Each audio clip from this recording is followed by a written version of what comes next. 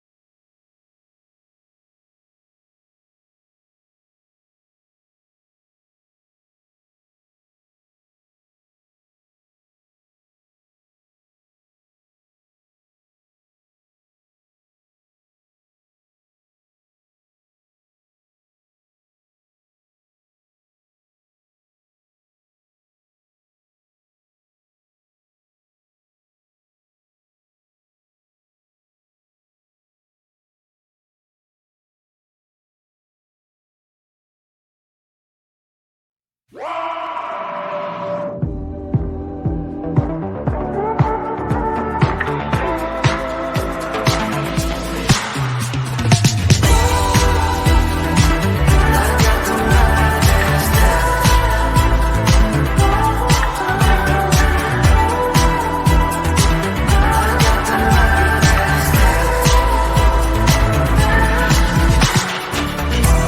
can see you in the golden sand on an island far, far away.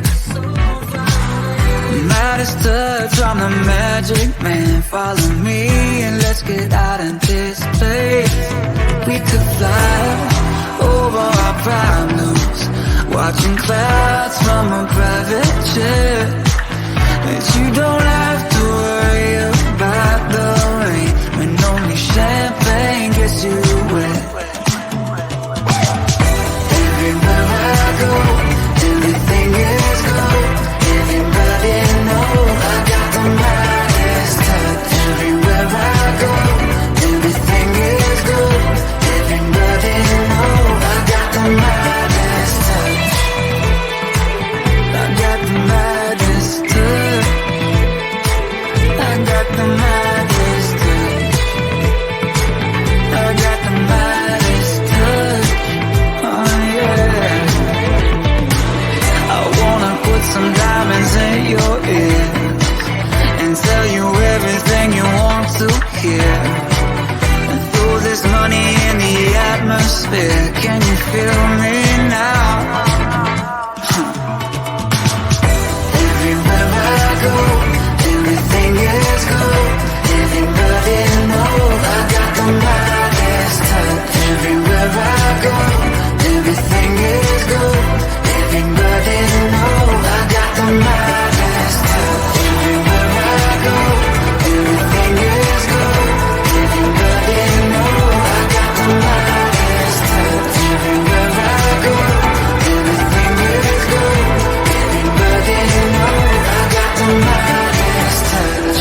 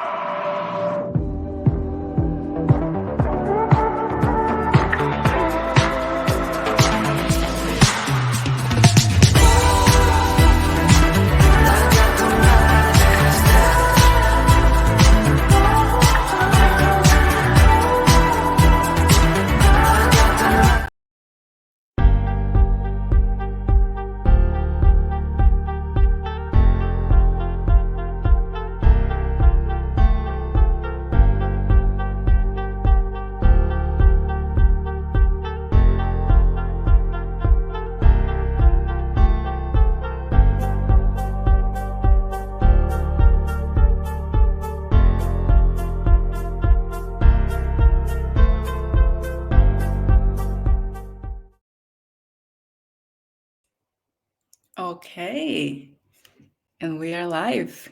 Well, hello, good morning, good evening to all the Hashnoders who are tuning in. Welcome back to day 2 of the Hashnode Bootcamp Fall 2023. If you thought yesterday was awesome, like I did, you need to wait and see how awesome today is going to be.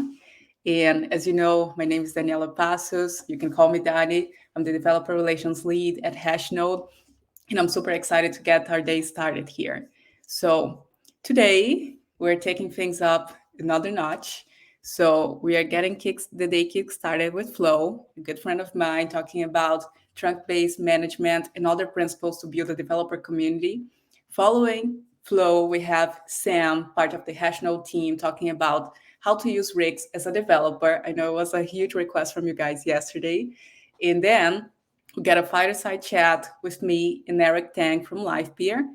Following that, we have Camila Ramos guiding us through the maze of building a personal brand as a developer.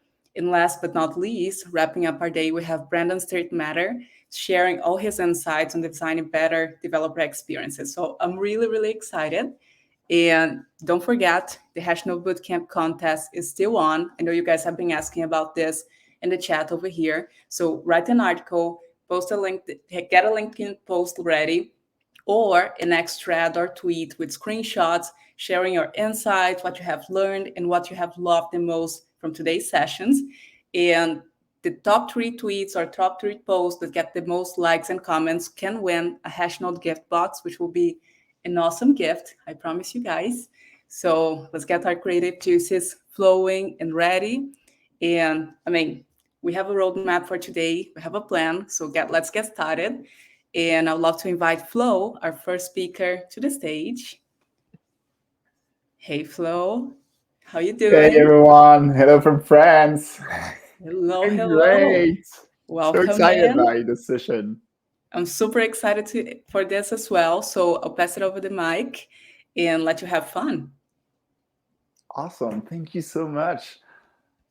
I'm just curious.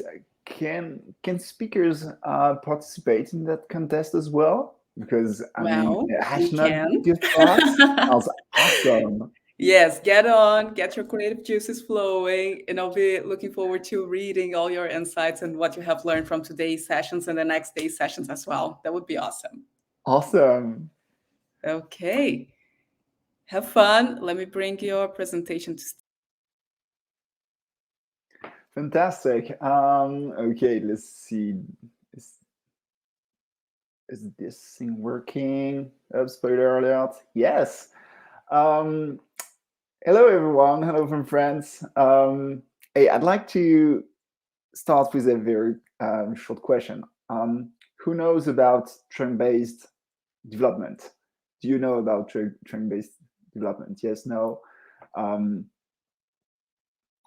that's a first question, and I'll be upfront. This talk isn't about software craftsmanship. It's about community management and community building. So this talk should last about 15 minutes, and then we'll have a Q&A session. And if you're ready, let's dive in. So maybe to start, a quick reminder in case you're not sure what TBD is.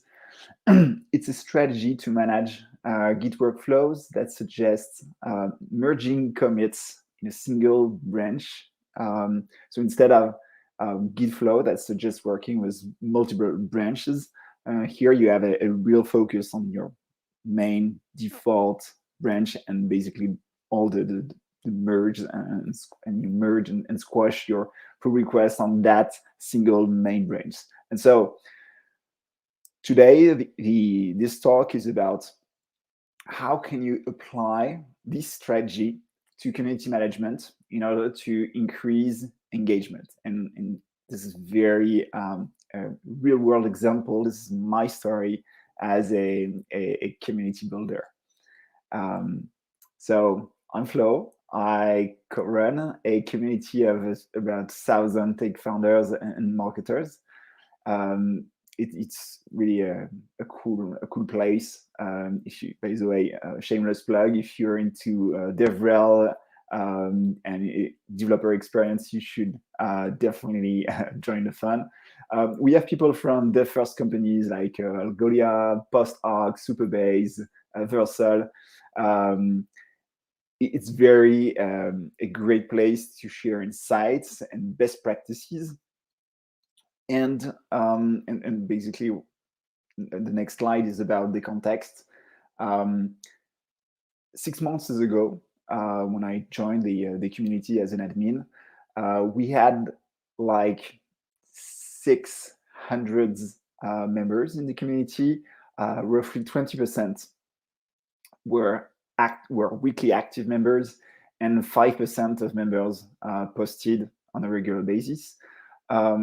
We were, as admins, we were very happy with the insights we get from the conversations. We had fantastic discussions and practices, and we were just a little disappointed by those current numbers. So basically, only 1 out of 50 people posted messages. So basically, it was mostly conversations between 30 people, and so we were wondering how can we one grow the community, but also and mostly how can we make this community more engaging? How can we make sure that um, everyone share great insights and be part of those conversations? So with the admins, um, we ran experiments for 6 months, and we met those two hypotheses. Hypothesis number one: what if we have more channels in the community? What if we have more channels to inspire new conversations? Hypothesis number two was, what if it's basically train-based management? What if we have fewer channels? So basically only one, two, or maybe five different channels to create more randomness. We had those two hypotheses, and so we ran the experiment, and let's see the results. So hypothesis number one was to have more channels for inspiration. So this is a community about developer marketing with tech founders and marketers. We talked about many different topics: developer relations, content marketing, product launch, SEO strategies, swag, memes, and so on. And so we started uh, literally creating one channel per topic would like to discuss, in order to reduce noise, to focus discussions, and also to inspire. Um, and so basically, that's how the channel looked like, the community looked like. So with 9 different channels.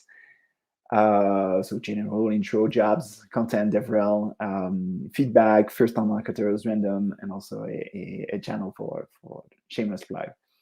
And with such a structure, some community members quickly had started to ask us, where should I post?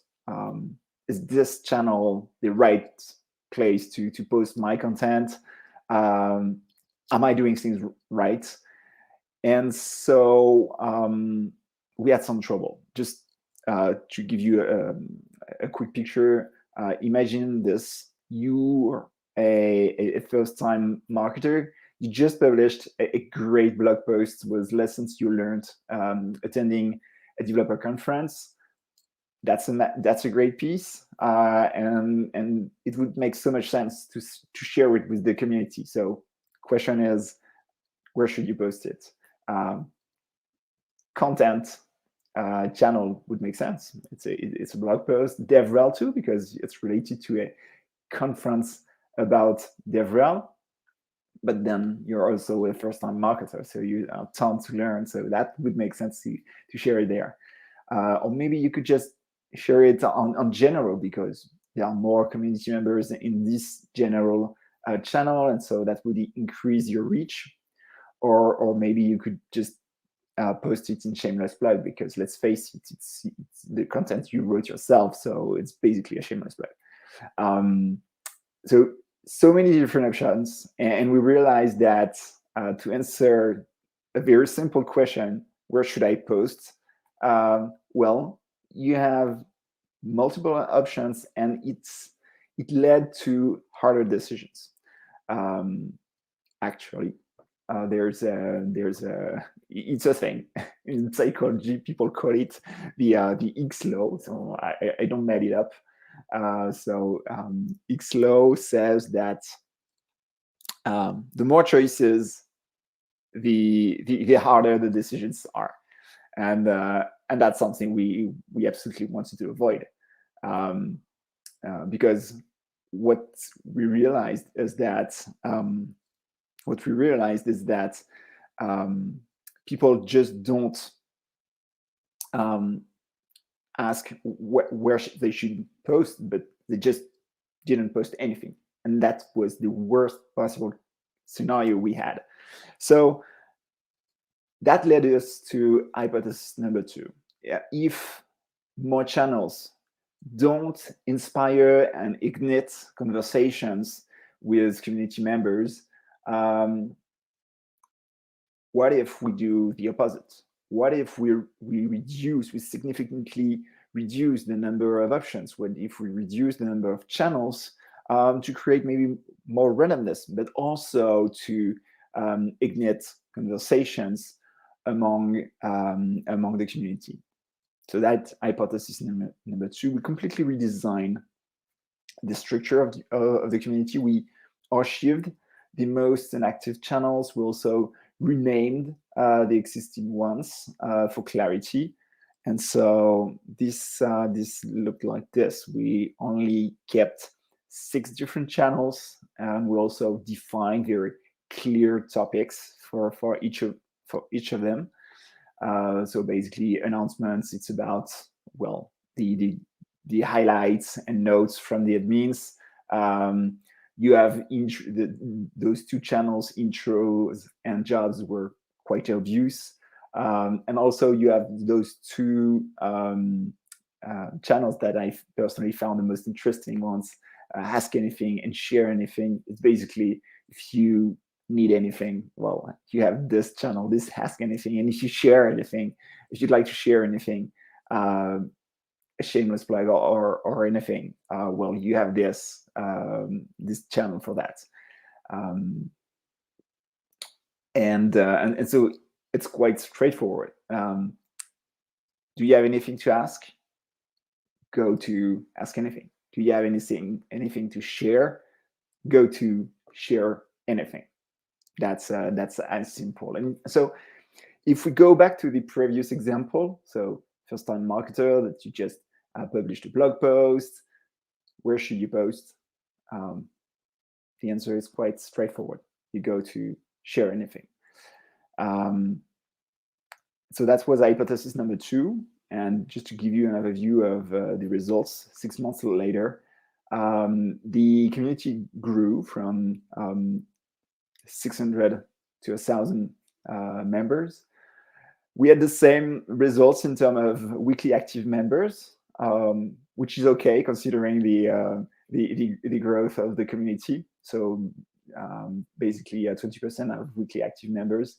And more surprisingly, or more satisfyingly, we doubled the number of members who post. So basically, it was just 6 months ago, it was just 30 people chatting and having conversations, and now we have more than 1,000 people, more than 100 people posting on a regular basis, sharing insights and best practices, and we're very happy, obviously, with the results. But also, this is the result of this experiment. We reduced the number of channels, and we doubled the percentage of members, of active members who contribute, while growing the community by 60%. So and this just in 6 months. And so yeah, basically that's the story. If you want to, if you need to build a more engaging community, think trend-based management. So it's really inspired by software engineering. Just reduce the number of channels, the number of options, in order to focus conversations in a few single channels, and instead of having multiple ones. So reduce the number of options, make it simpler for your community members to start conversations. So it's just a no-brainer to just post messages, because that's what you want when you want to build an engaging community. So that's it for my presentation. Now over to you. Do you have any question, any experiences you'd like to share? I'd be more than happy to answer them.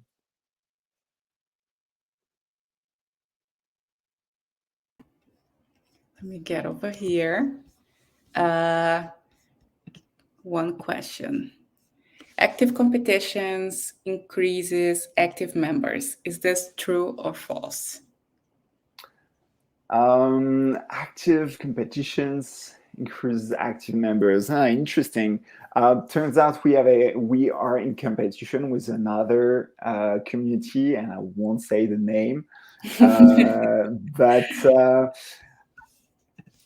I honestly, my current perception is that I embrace competition, but I'm probably biased because I am a competitor, but I love competition.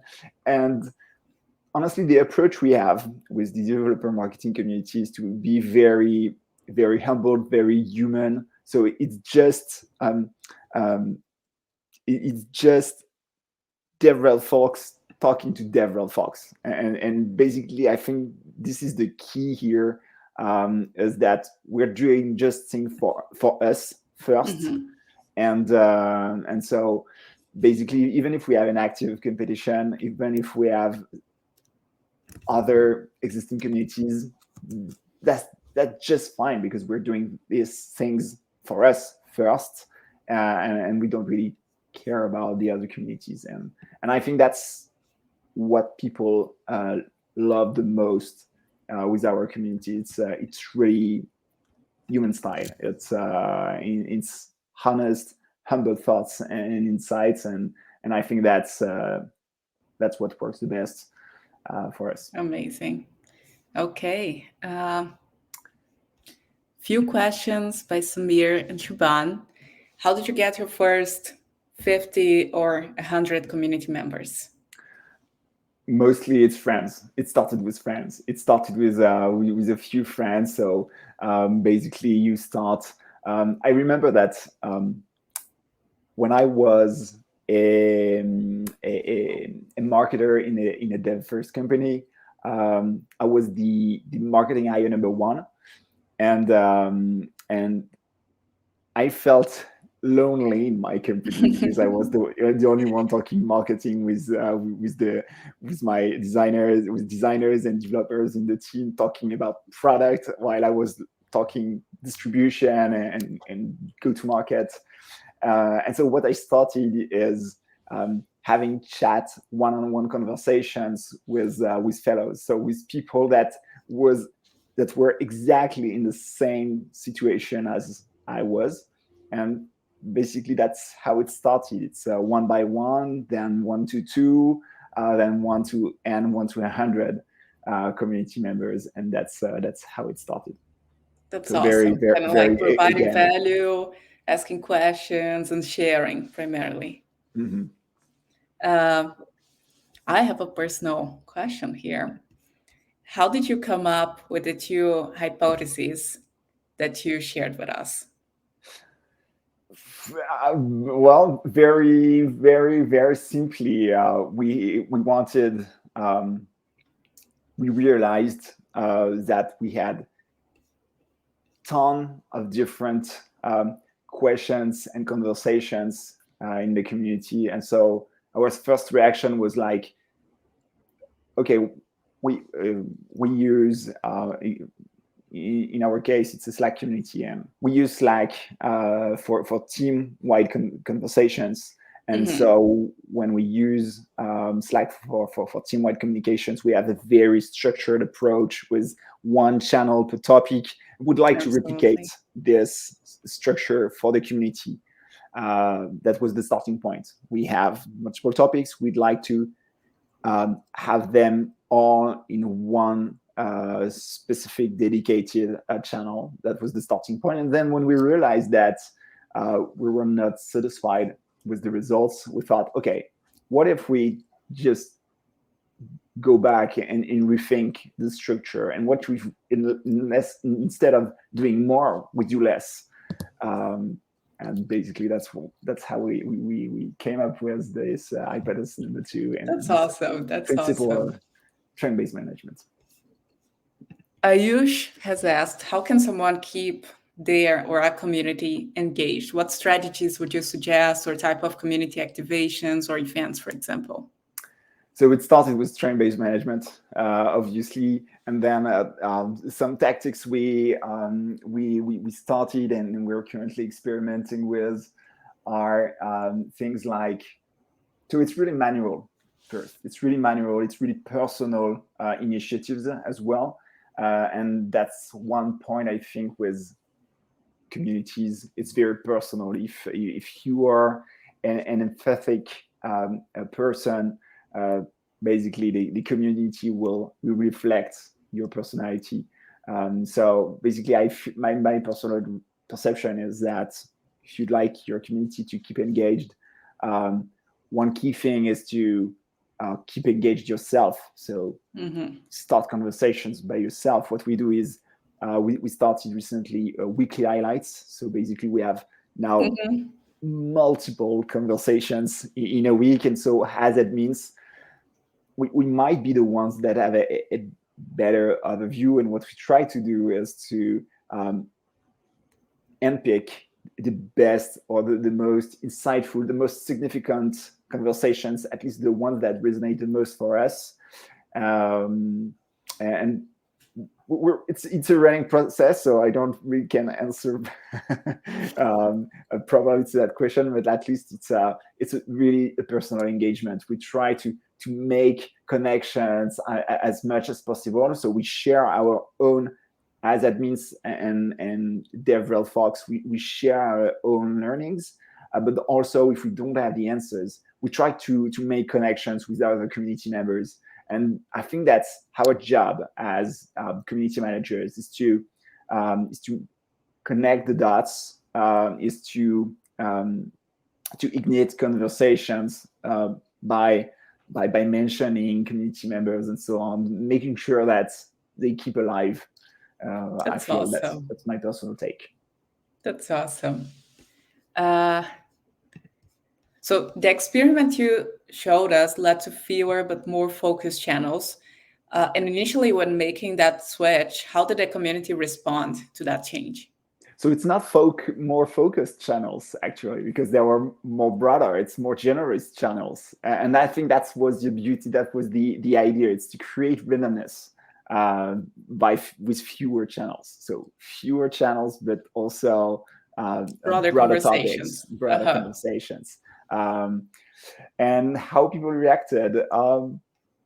We just had 30, we just had 30 people engaging. So if we achieve a channel, that's totally fine. It was just 30 people who were quite active. So that was not a ton. And then, so that's point number one. And point number two, I think that's because we have that human touch with the community, people understood that um, um, we did that for the well-being of the community. We did that because we wanted the community to be as insightful and more engaged. So community members got that and understood that, and so because also it's human style, it makes things a lot more easier. Nice, nice, nice, nice. Okay, I'm having a lot of questions over here. There was It's a one great question. question.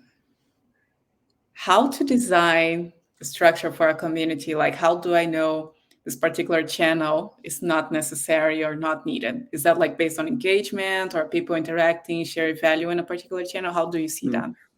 It's very simple. So basically we're a Slack community. So after 90 days, we're on a free plan, and after 90 days, conversations are achieved, so we can't access them anymore. And so basically we saw that 50% of the channels were empty.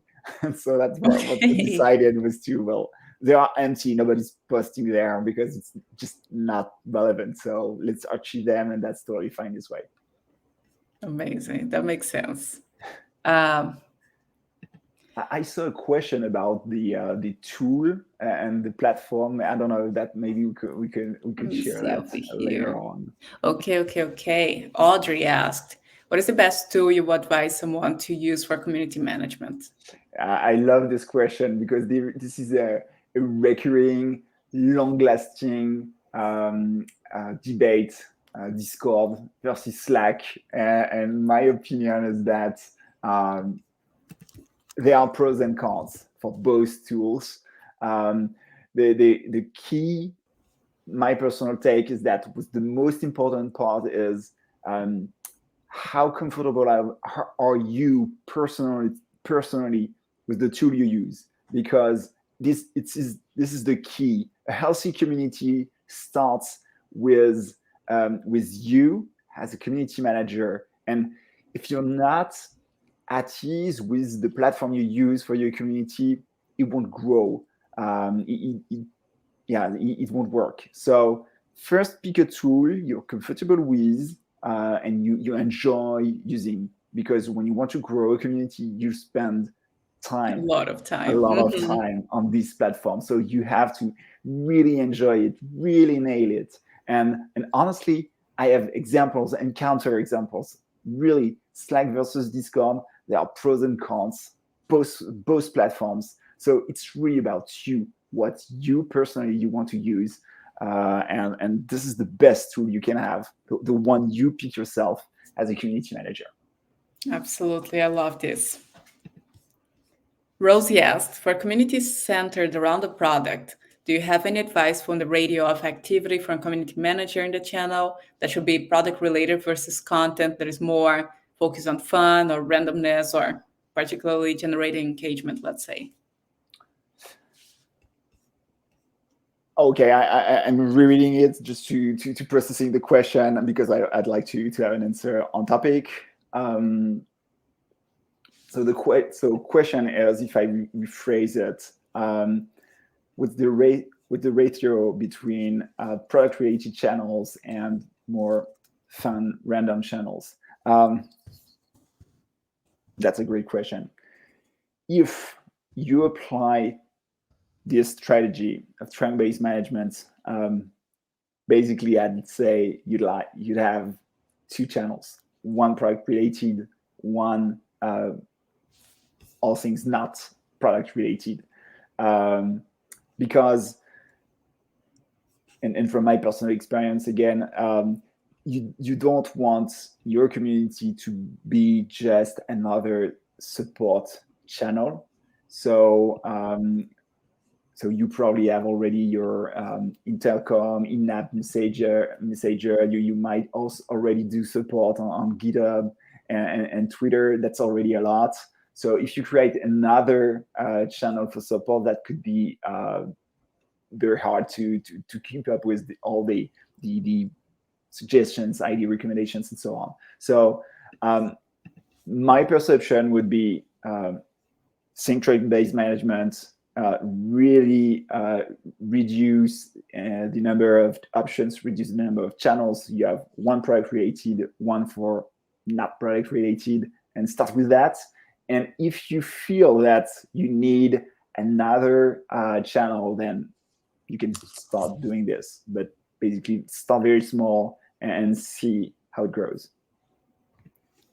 Okay, I have a last Hope but it not helps. least question, as we already going over time. Promise not to take too much of your time anymore, but what more can be done than reducing number of channels to increase engagement in a community of members? So Susmita has a community of 750 members, kind of that. And we have the same stats as you showed. That's for the first stat. So they do organize weekly coffee chats, AMAs, and sometimes uh, different engagement activities for the members, but still same low stats. How do you apply like a strategy to change that scenario? Awesome. What we did actually 6 months ago when we started those two hypotheses is to run a product community fit survey. So we started asking the community, how would you feel if this community disappeared? And that was the starting point of conversations with the most active members, and that basically what led us to not just reducing the number of channels, but also starting new initiatives such as MAA sessions and those weekly coffee chats and so on. And Mm-hmm. that was the starting point for us. We were basically struggling increasing community engagement, and so we just asked the most active community members what they expected from us and what we could do to improve their lives and help them with their problems. That's our starting point. Having a quick product community fit survey. Amazing. I would say that even by that, like, yeah, knowing what type of value the members that are present in your community want to have based on your community is like the key point to actually build engagement and attract more community members, because you know what type of benefits they want from you, right? So that should be like the one of the key and the guiding point for you, a community builder, to go from there. Absolutely. Okay. QED. Okay. So, Flo, thanks again for joining me. I loved watching your presentation. This was amazing. I'm seeing a lot of questions here. So, guys, please connect with Flo by F. Marian on X, or again, Twitter. And yes, he'll continue to respond any questions, comments, or insights that you guys may have over there. And Flo, thanks for making the time. Loved having you here with us today. Thank you so much. Enjoy your day You and take too. care.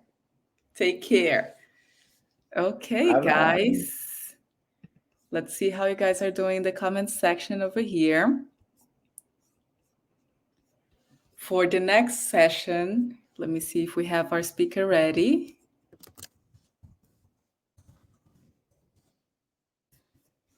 I'd like to invite Sam, coworker, teammate from Hashnode. Who's going to be talking and teaching us how to use Rigs as a developer.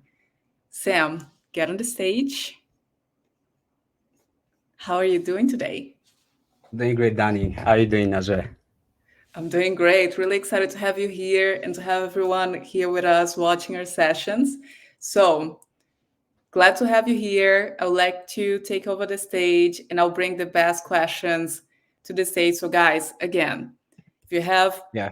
different opinions, want to challenge Sam or any of our speakers, feel free to share your different takes, your questions here in the comment section.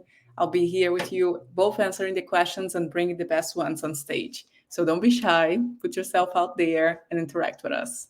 Sam, have fun. Yeah. Thank you, Danny. Hello, everyone. Trust you're having a great day. My name is Sam. I'm a software engineer and customer service engineer at Hashnode. And today I'm going to be discussing how to use Rex as a developer, because as a developer myself and working at Hashnode, I use Rex in my daily tasks as a developer and also customer service engineer. So let's take a look at the agenda that we have for today. So firstly, we are going to be taking a look at a brief overview of what Rex entails, why did we build Rex in the first place, and then we are going to be discussing about Rex modes. So in Rex, we have different modes that you can make use of. So we are going to be looking into that as well. And then I'll be sharing the benefit of using Rex, both personal benefits that like personal experience and from customer feedback as well. And then I'm going to be sharing some use cases with you guys, and then we'll jump to a live demo of how Rigs actually works, and then we can proceed to the question and answer. So the first thing we are going to be looking at is what is Rigs, and the main reason that we build Rigs is to ensure that the productivities of developers are being boosted, just to boost the productivity of developers and also ensure that developers get useful information as quick as possible. So you can see Rigs as a developer-focused AI search engine that you can use for debugging, for generating codes, and you can also use it as a code companion, basically. Rigs modes, just like what I said earlier, we have different modes in Rigs when you want to make use of Rigs. So this is what we are going to be discussing about.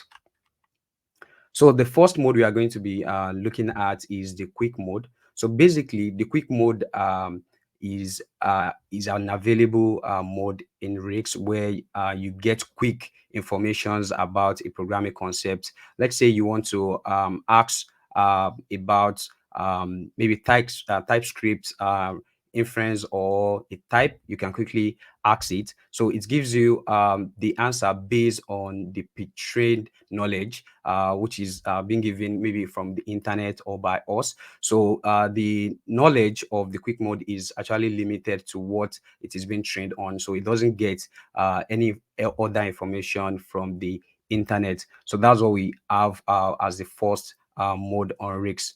So the second mode that we have is the web search mode. Just like what I said earlier, the quick mode doesn't get more information online, while the web search mode is the opposite of it. It gets more information online. It gives you more search results. It gives you follow-up questions and also gives you some references to your search results. So, and it also ensures that you get up-to-date information from the web. So it is not actually limited to the pre-trained knowledge like the quick mode. So the last mode that we have on Rigs is the code writer mode. So like I said earlier as well, I said Rigs is also your companion as a developer. You can use it as a peer programmer, and a peer programmer is like when two developers jump on a call or in real life to look at the code, how they want to improve the code, or how they want to fix the bug. So you can do the same with Rigs using the code writer mode. So it is an AI-driven coding collaborator or peer programmer, like I said, and it is always ready to hear out your requirements and also guide you on how to write an effective code. So there's also a very, very important feature that we have, which is the ability to summarize any content when you give Rex a link. So basically, when you have a gist, gist is a feature on GitHub where you can write a code and then you can paste it there, then share to someone. So you can share the code with Rex and then ask it question based on the link, or you can share a link to an article or a website or a documentation, and then you can talk to this documentation through Rix, and Rix is going to fetch the information for you instead of you spending hours looking for the right information in the documentation. So the next part we are going to be discussing is the benefits of using Rigs. So as a developer myself, I have some personal benefit of using Rigs, and also based on customer feedback. So these are the benefits that I'm going to be discussing with you guys. So firstly, Rigs is free. It costs you $0 to use. So, and this is a tweet from our product manager, Kavi. So Rigs is free to use for all. And if you have a national account or you don't have a national account, you can still make use of Rigs, though there will be some features that will not be available for users without an account. So, but it is free. You are not going to pay, and there's no pro feature for now. So another benefit of Rigs is it saves time. So because the quick mode, for instance, now is going to give you an instant answer to any of your questions. It provides quick answer to any of your questions, so you don't have to start surfing through Stack Overflow, Google, and or asking someone and then waiting for hours before they reply you. So you can just go to Rigs, enter your question, and then you can get your response immediately. And these are tweets from our users. This is for Favorite from Nigeria. So you can see the feedback he shared on Twitter. Hashnode Rakes is really the best when it comes to coding questions. I asked the same question to ChatGPT, Bard, and Rix, but Rix' response stood up and saved me time. So it's basically going to save you time. And Victoria Lu, she's a very good technical writer, and using Rix also save our time in generating content for our article. So another benefit, personally, is why using Rigs is it generates relevant search result for you, and because when you use the web search mode, and then you ask a question, it's going to look at the internet and then generate some relevant result for you with links that you can actually reference. So if you are doing a research and then you want some links that you can make reference to, or you want to include in your own article, you can make use of the web search mode, and then you can get the references. And it also ensures like it doesn't get the information or the response from the limited knowledge. Like I said earlier, it's going to look at the internet and then ensure that it gets the relevant and updated responses for you. So the next benefit is code writing assistant, which is the code writer mode, and which is like the peer programmer, and it helps you to write, modify, and improve your code, just like when you're having peer programming with someone in real life as well. So this mode especially helps you to speed up product development. It helps you to it saves you time to in debugging. When you have an issue, you can just reach out to rigs, send the error message to it, or you can provide more part of the code to it, and then it can help you easily. So this is also a tweet from someone who finds rigs as a coding body on Twitter. And so the next part that we are going to be discussing now is rigs use cases. So as developer, our day-to-day activities always varies and it's different from one another. Today you might be working with front end. Tomorrow you might find yourself working with back end AWS. It depends on your own use cases, but these are the most common and like use cases that you can use for your day-to-day activities. So the first one is learning new concepts. So personally as developer, or generally as developer, we are always finding ourselves learning new concepts from React updates, Next.js new updates, from new frameworks to new libraries that will make our life easier. So if you want to learn a new concept, you can reach out to Rigs and then provide the link to the documentation, and then it can help you to summarize the concept, the documentation better. And then another use case is debugging or bug fixes. I'm still going to be showing this in the demo part, so where you can share your code with Rix, and Rix is going to help you to analyze the code and share the bug with you, and also it gives you some suggestions that you can use to improve your code. So from debugging, it can lead you to code improvement, just like what I explained. So you can give Rix if you have if you are having a doubt on a logic, you can share it with Rix, and Rix is going to give you some suggestions to improve the code. So pair programming, of course, like the code writer mode, you can share your code with Rix and then ask it to analyze it, and then you can ask Rix question based on the code that you shared, or how to actually build a feature or a concept. So another use case is staying up to date. So staying up to date is similar to learning a concept. So if you want to stay up to date with a particular product, you can reach out to Rix to ask for the update, the newest update, and then how you can get started with it. So you can also stay up to date with Rix in that for that use case. So the last but not the least on my list here is query documentation. So you can just like what I said earlier in the code improvement, in learning new concepts, rather, you can share a link to a documentation and then ask Rigs questions based on the documentation. So moving on, we are going to be taking a look at the demo. I'm going to be sharing my screen down. Okay. So if you have any question, you can just drop it, and then I will come to it in the Q&A. So there are different ways in which you can get started with Rigs actually. So the first one is actually visiting Hashnode. You can go to hashnode.com. So on getting to hashnode.com, you're going to see this widget. This is a Rigs widget, and then you can ask it your programming question. So, and this is very useful when you can actually find an article for a particular concept that you want to learn. So you can come here and then you can ask a question. You can ask Rigs a question to, let's say, I need a 6 month front end roadmap for a beginner, of course. So you can enter your query here, what you need. Do you need an article on AWS? Do you need an article on GraphQL? Do you need an article on backend? Whatever you want, you can just tell Rigs, and then you press enter. and Rix is going to redirect you to hashnode.com/Rix. And then I'm currently on the web search mode.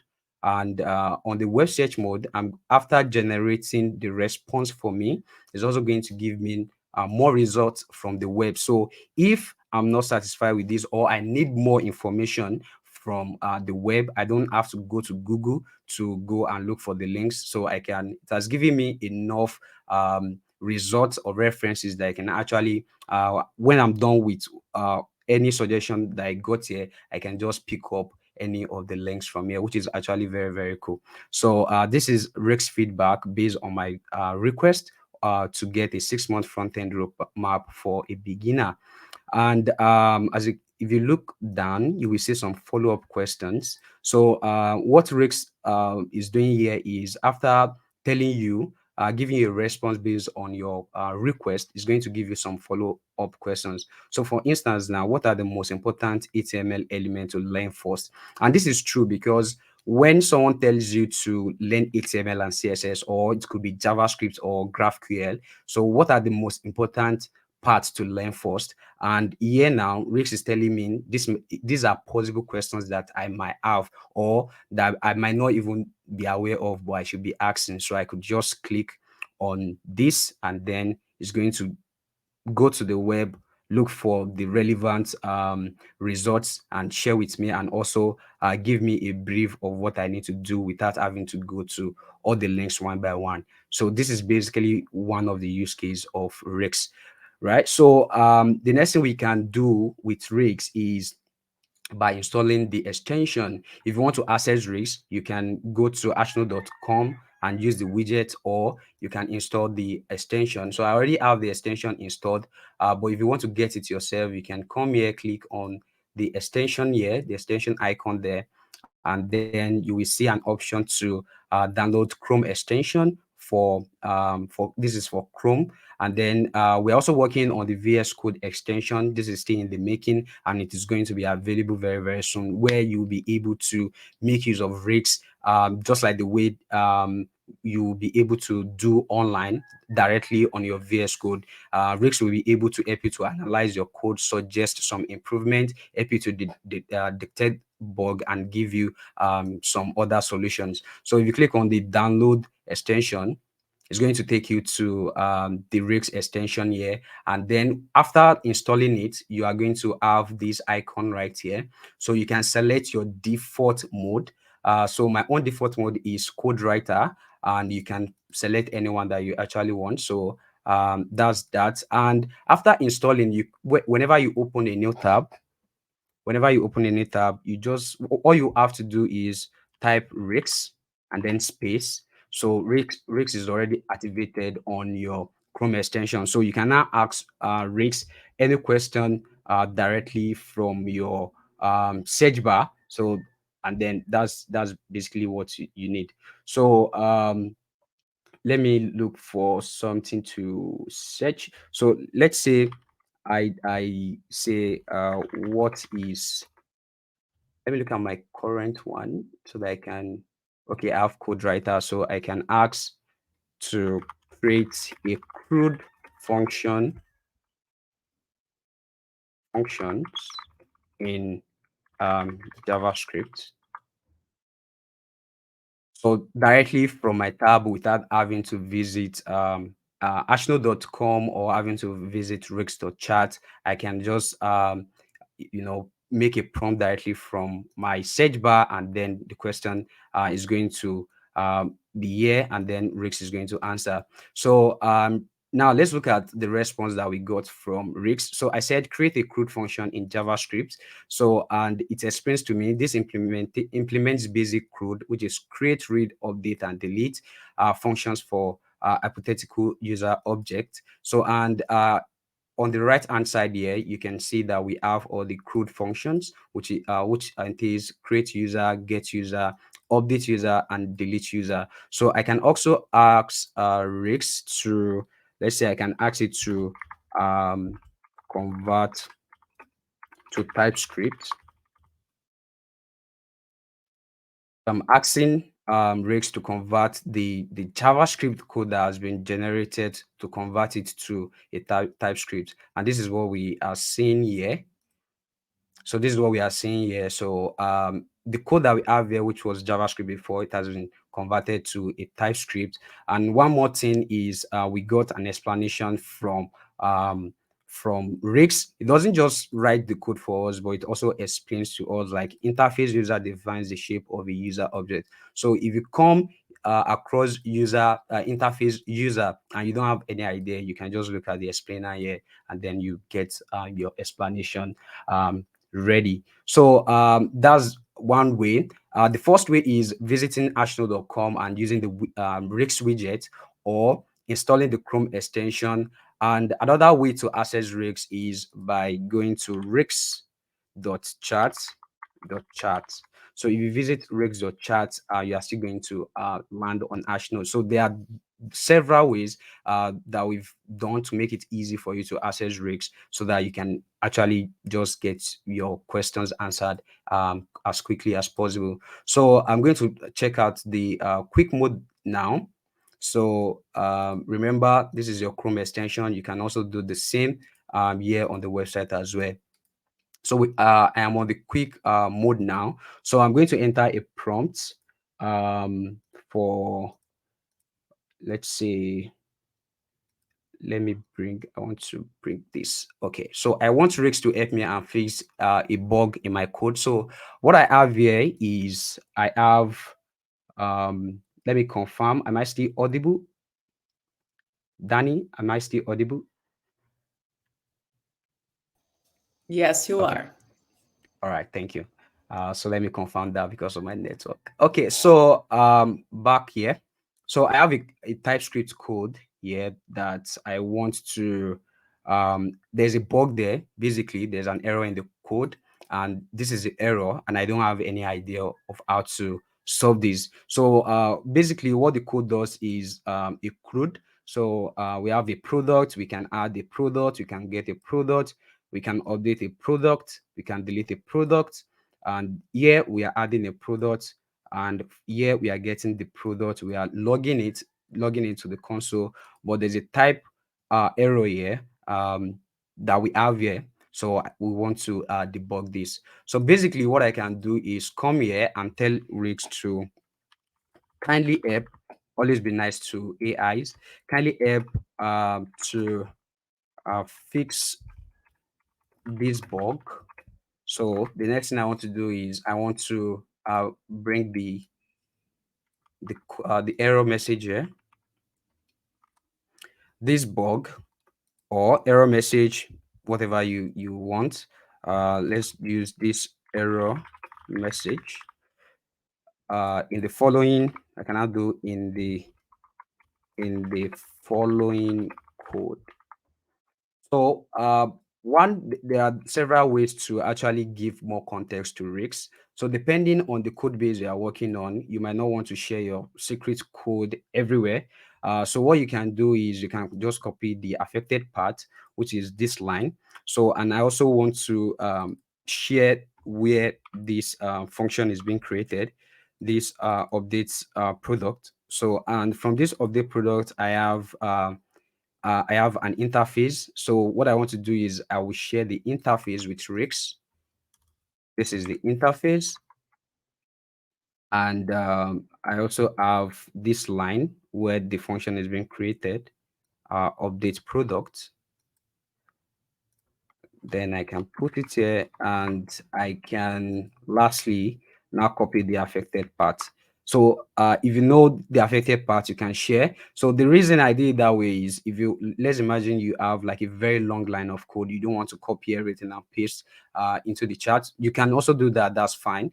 But this is just one way. So my prompt is kindly help to fix this error message in the following code. So I can now press enter. So let's wait for Rix to help with this. So Rix is telling us is here's how you can fix that error. The error is occurring because you are only passing the price property in the object pass to update. So what Rix is doing here is Rix has analyzed the context that I've shared with it, and then it is giving us the solution, right? So what we can now do is we can copy this. I think the only updated part is just this. We can copy this and then paste it here. We can copy and paste this here, and then we can now do run. So basically, we don't have the error anymore. We don't have the error anymore. And then if I undo, you can see the error is still there. So I'm able to have an understanding. No, it's not even on. I've not understand the issue yet. We are able to get a fix to our bug. So what we can now do to understand better is, let's say I am still a little bit confused. So I can say, can you explain much better? So let's try to ask Rix to explain to us much better. So Rix is breaking it down for us. So you can see the error message is telling us that the object. So Rix is breaking down the error message to us, and then it is now giving us what we have before and then the updated code. And so this is where the problem is. This does not match the product interface, which requires an ID and name property. So the only mistake we are making is we didn't pass the ID, and then we didn't pass the price to the update function. So that's basically one way to to use rigs to debug and then get understanding of what the code base just looks like. If you don't just want to get the solution, but you want the understanding as well. So that's one way to go about that. So the next thing we will just look at is let's look at the special feature that I talked about, which is like giving Rix a link and then asking it question based on the link that you've shared with it. So what I can do is, as a developer, what we have on Rix is we have collected a list of popular documentations that developers use frequently, like the Next.js documentation, Python, React. These are all the lists that we have for now. So I can go ahead and, let's say, from TypeScript documentation, I want to learn more about a particular concept. So, and what I can do is I can click on TypeScript. It could be MySQL, GraphQL, anyone. So when you click on it, we are going to populate the site link with your question here. So what you can do is you can clear the question and then enter your own question from here. This you can also replace this with any link of your choice that you want to use. That's perfectly fine. And then my own question will now be, let's see, I can say, since this is TypeScript, explain the concepts of type annotation. So I want to learn more about type annotation, but I don't want to go to the web to start looking for the right information from billions of results. So I just want to say, go to the TypeScript documentation and then explain type annotation based on what they have. So I can click on enter, and then I'll wait for the response. So that what you have here is like, because I'm using quick mode, and then I've already mentioned, like, it is actually limited based on what we've trained it. So, and now Rix is telling us that please choose web search mode from the search drop down to get the most update information from reliable sources. So basically, when you are trying to ask Rix informations it has limited knowledge on, is going to redirect you to the web search mode, which is actually the use case for getting the like information from the web. So what I can do now is go here. I will change this to web search mode, and then click on TypeScript and then enter my question again. So explain the concept of type annotation from the TypeScript documentation. So I can click on this, and then let's wait for the response.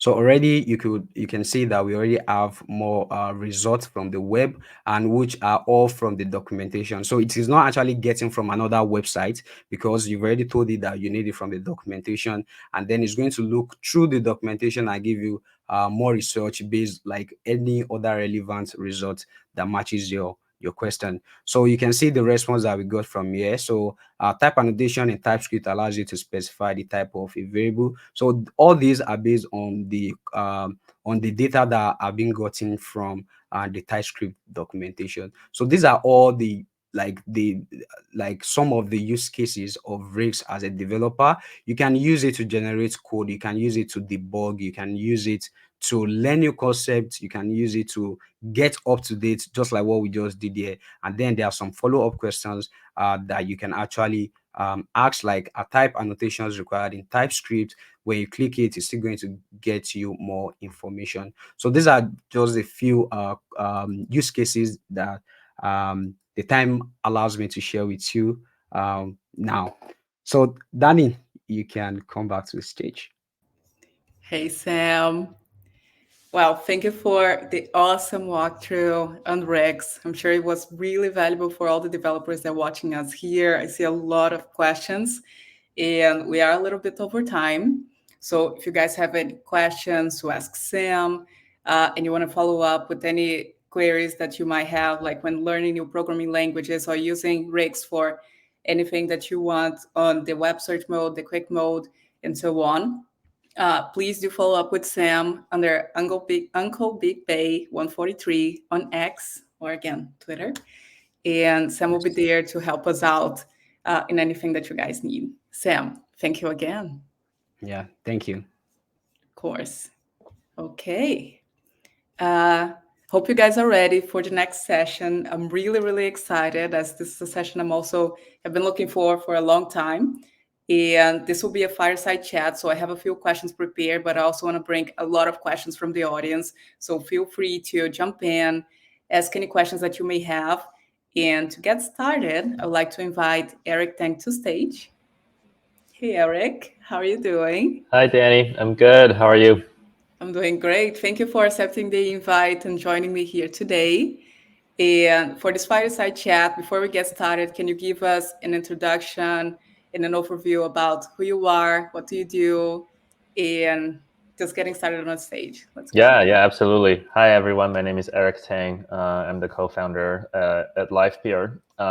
We've been working on LivePeer for about 7 years at this point, and I kind of first came into the Web3 space through, working with the early Ethereum core team, kind of building some of the core Ethereum infrastructure and open source projects back in 2016. And yeah, it's been a fun journey so far.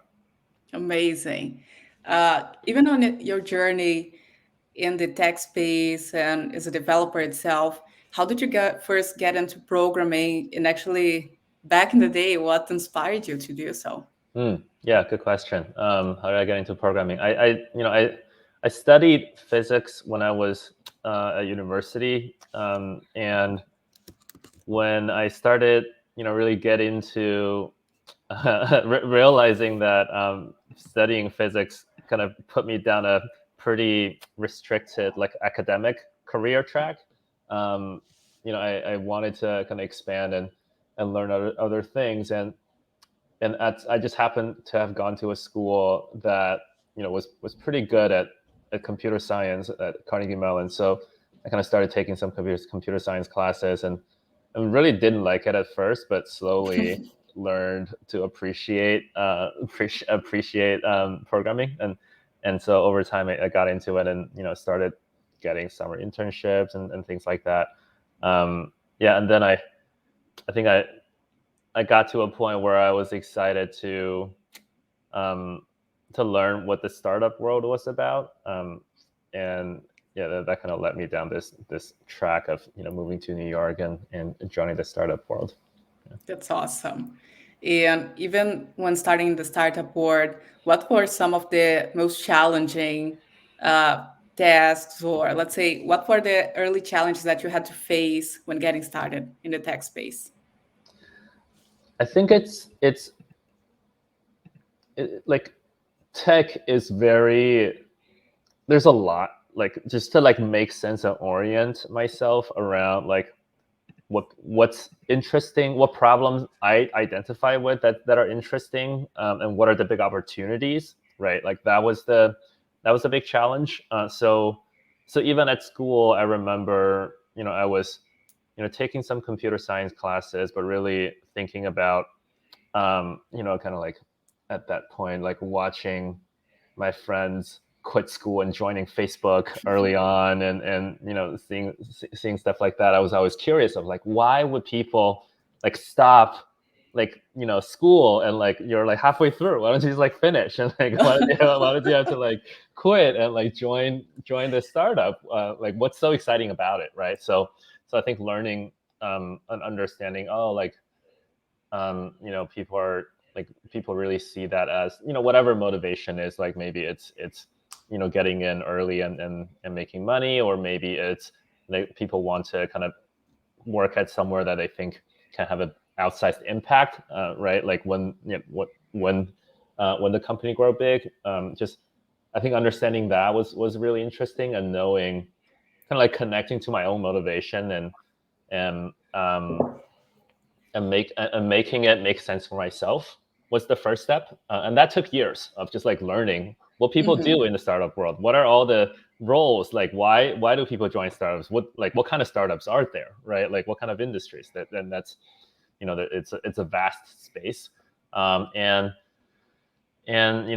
I think one of the things that was helpful in my early days was to like find some good mentors who is like just like a step or two in front of me, right ahead of me, so that it's helpful for them to actually mentor me, to just for them to kind of see where they have come from, and for them to learn in that mentorship relationship, and of course I also get to learn, right? And so it's sometimes hard to find people like that, because the people that that you see in the news are always like way too many steps ahead of you, right? So Absolutely. so it's like there's no reason for them to be mentoring you, or like there's not a lot of benefit, right? But if you can find people who are just like a couple steps ahead of you, then then they might be more interested to help you, and having that network around you, I think, is the most important thing to kind of explore what's out there. How did you go about even finding your first mentor? How was that? Like, was that when you were still in university, or after you joined your first startup? Like, how did you go about finding like that first person to help you out and to climb those stages, those first steps? Yeah, I think that when I was in school, we had like entrepreneurship clubs and things like that, right? Where there's people who are just like, there's peers who are just interested in this stuff. So like finding the right peers is oftentimes the path to then finding a mentor, because Hmm. when you have a peer group, you get plugged into a network, right? And in that Hmm. network, there's always people that are like a couple steps ahead of you. So I will recommend that. And the other thing is, I think nowadays there's a lot more, like organizations and just support structure in all different areas, that can help, right? So for, especially for people who are, like for example, for people who are in underrepresented groups, now there's like a really good startup network in the startup Absolutely. ecosystem that help people, with underrepresented demographics. Or even if you're not in that category, I think there's always just, networking opportunities or boot camps like this, right? Like where you're really just connecting and networking with people, and I think, yeah, that's the way to kind of just get to the next person, and also just like don't be afraid to reach out to people, right? Like I think I'm oftentimes surprised by how much people are willing to help, Hmm. right? And so, yeah, I like when in doubt, I just reach out to people. Like the worst thing they can say is no, I don't have time. But the best thing is, well, they're like, oh, like I'll get on a call with you, and I'll chat with you, right? That's awesome. Uh, Even in this transition after your first steps, in the startup world. How did you actually transition from being a developer to becoming a founder? How was that like career path, and how did that insight get started? Yeah, it took many years. I think it took 5-6 years. Like I started programming when I was still in university. I did some summer internships. When I was there, just to kind of learn the ropes and understand what it's like to work as a software engineer. I had no idea, right? And after school, I worked at two different startups until I realized that I became a founder, right? So in that journey, a part of it is just, first of all, learning what it's like to be to be an engineer, and like acquiring the hard skills of being an engineer, right? Like, and I think the the helpful thing there is that it gave me an understanding of what it takes to actually build the thing, to actually build the product, right? So I think I've always been like paying attention to not just like the tasks that I'm assigned. Like I'll try to like finish them, of course, and do a good job. But also, I was curious to learn. Okay, like how does my little thing fit into the bigger picture, right? Like how do I like like I was a backend engineer, so like how does my backend little service connect with the front end application, and how do they work with designers to then like create the user experience? How does products fit in, right? So all these different elements, just like working on a product engineering team. I think it's helpful to work at a place that's small enough that you get exposure to all those things. And I kind of intentionally wanted to work at those places instead of like a big company where it's a lot harder to be exposed to the whole system, right? Absolutely, yes. Yeah, so I think that's the first step, and then after that is really just about like finding an idea that you think is going to, that you will be like, you're excited to work on, and you're somewhat well positioned to like succeed, right? And that's just like walking the startup idea maze, and that in itself can take a couple of years. So now moving on to this idea stage and finding the next idea, can you actually give us an introduction about Web3, blockchain, and live peer for the developers who are not like quite familiar with our space? Yeah. Yeah, that's a big question. I can, like different people have different views about what Web3 and blockchain means for them.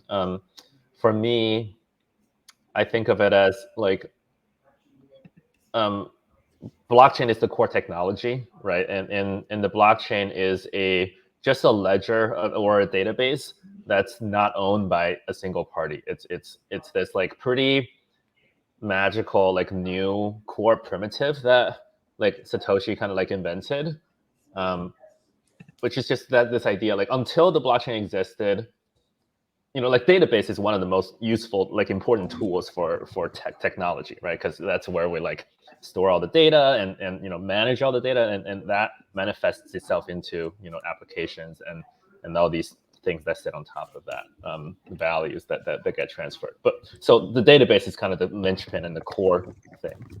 But until the blockchain existed, the database is always managed by a single party. And as soon as it's managed by a single party, the party that manages it has all the power.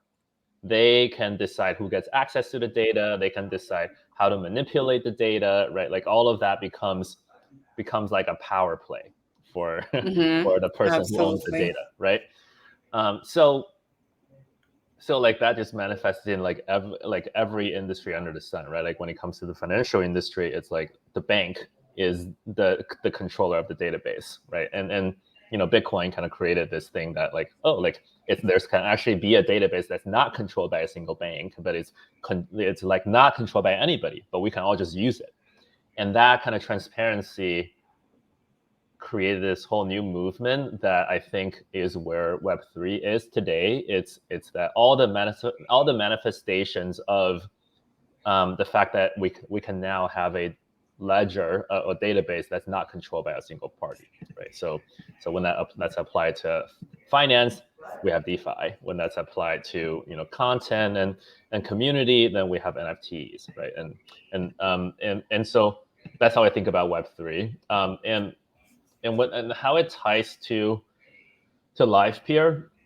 I think so LivePeer focuses on video streaming, right? So we are creating this decentralized video streaming network that the same idea where you can either use Amazon as your video infrastructure that then Amazon controls, right? Or YouTube or Google or something like that, or you can use a decentralized infrastructure that creates more transparency for people.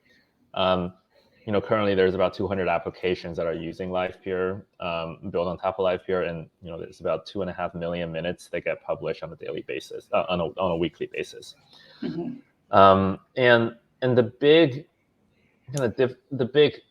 I think the like most foundational change that LivePeer introduces is the fact that until the blockchain existed, every video that we publish, that we want to share on the internet, has to be through an application. That means I have to first publish it into an application, and then share the link of that application with someone else, right?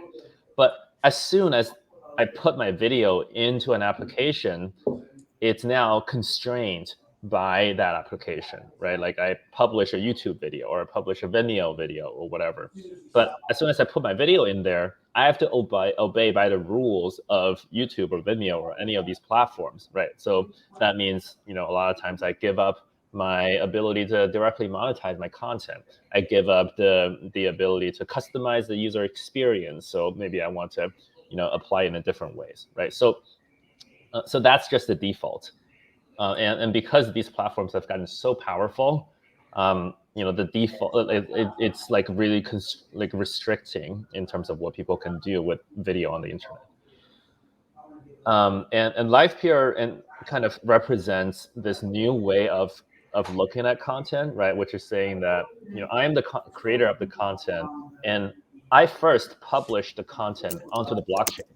Right? And as soon as I do that, I get to control how my video is monetized, or how what kind of experience gets created around my video, and who gets to watch my video, right? All these different things, and that really puts the power back to the hands of the creators, just like how Bitcoin puts the power to the hands of the owner of the Bitcoin. You don't need a bank to hold your Bitcoin, right? Here is like you don't need a platform to like control your content, and from there, we have this interesting ecosystem that's evolving where application developers are building application around users' content that help them.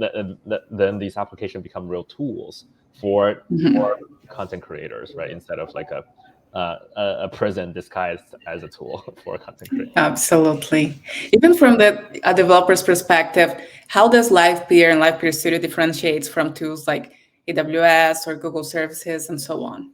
Yeah, so there are a couple of things. One is that because of the decentralized infrastructure, LivePeer is able to tap into a lot of unused capacities around the world, and that dramatically lowers the cost of video streaming. So if you compare the cost of LivePeer Studio to something like AWS, LivePeer represents about 80% in cost reduction, right? And that's pretty significant. Like anytime you reduce the cost of something by like 80%, it unlocks all these new use cases that weren't possible before, right? So and we're seeing that right now. There's online education stuff. There is fitness. There's social networking, right? There is even like house of worship and religious content, right? All of these things that a lot of times weren't possible before because it was too expensive to build these applications. Now we see that being built because all of a sudden it becomes sustainable because of the price drop. So that's the first one, and the second one is that you can now use LivePeer Studio to easily build Web3 applications that are video centric, right? So we have for a good example is Lens. Lens is a decentralized Web3 social ecosystem, and and all the applications in the Lens ecosystem that use video are powered by LivePeer, right? Um, and and they do this because number one, it's cheaper, but number two, LivePeer also has a number of features that just makes their development a lot easier. For example, it has a native token gating feature that you can use, token ownership to decide access control for a piece of content. You can easily mint video-based NFTs using LivePeer. You can even track the usage of a video based on people's wallet addresses, right? So which wallet address has interacted with the video, something like that. So yeah, I think those are kind of the two main differentiators, right? The cost difference, and then this decentralized infrastructure and what kind of Web3 features it enables for developers. Absolutely. I have a few questions over here from the audience. So, does it also avoid big tech censorship? Yeah, that's a really great question. Censorship is kind of an interesting phenomenon. So yes, absolutely, LivePeer is censorship resistant, right? But at the same time, we also want to make sure that the content is actually safe and legal, especially, Mhm. right? So we do walk a pretty fine line there. And what we do right now is that for the LivePeer network, the network is completely censorship resistant, right? Anybody can bring up a LivePeer node, and they don't need anybody's permission to bring up a node and operate an infrastructure in LivePeer. Mhm. But LivePeer, the company, also runs a gateway service that sits on top of the LivePeer network called LivePeer Studio. And LivePeer Studio is you can almost think of it as a like a SaaS service that sits on top of LivePeer, right?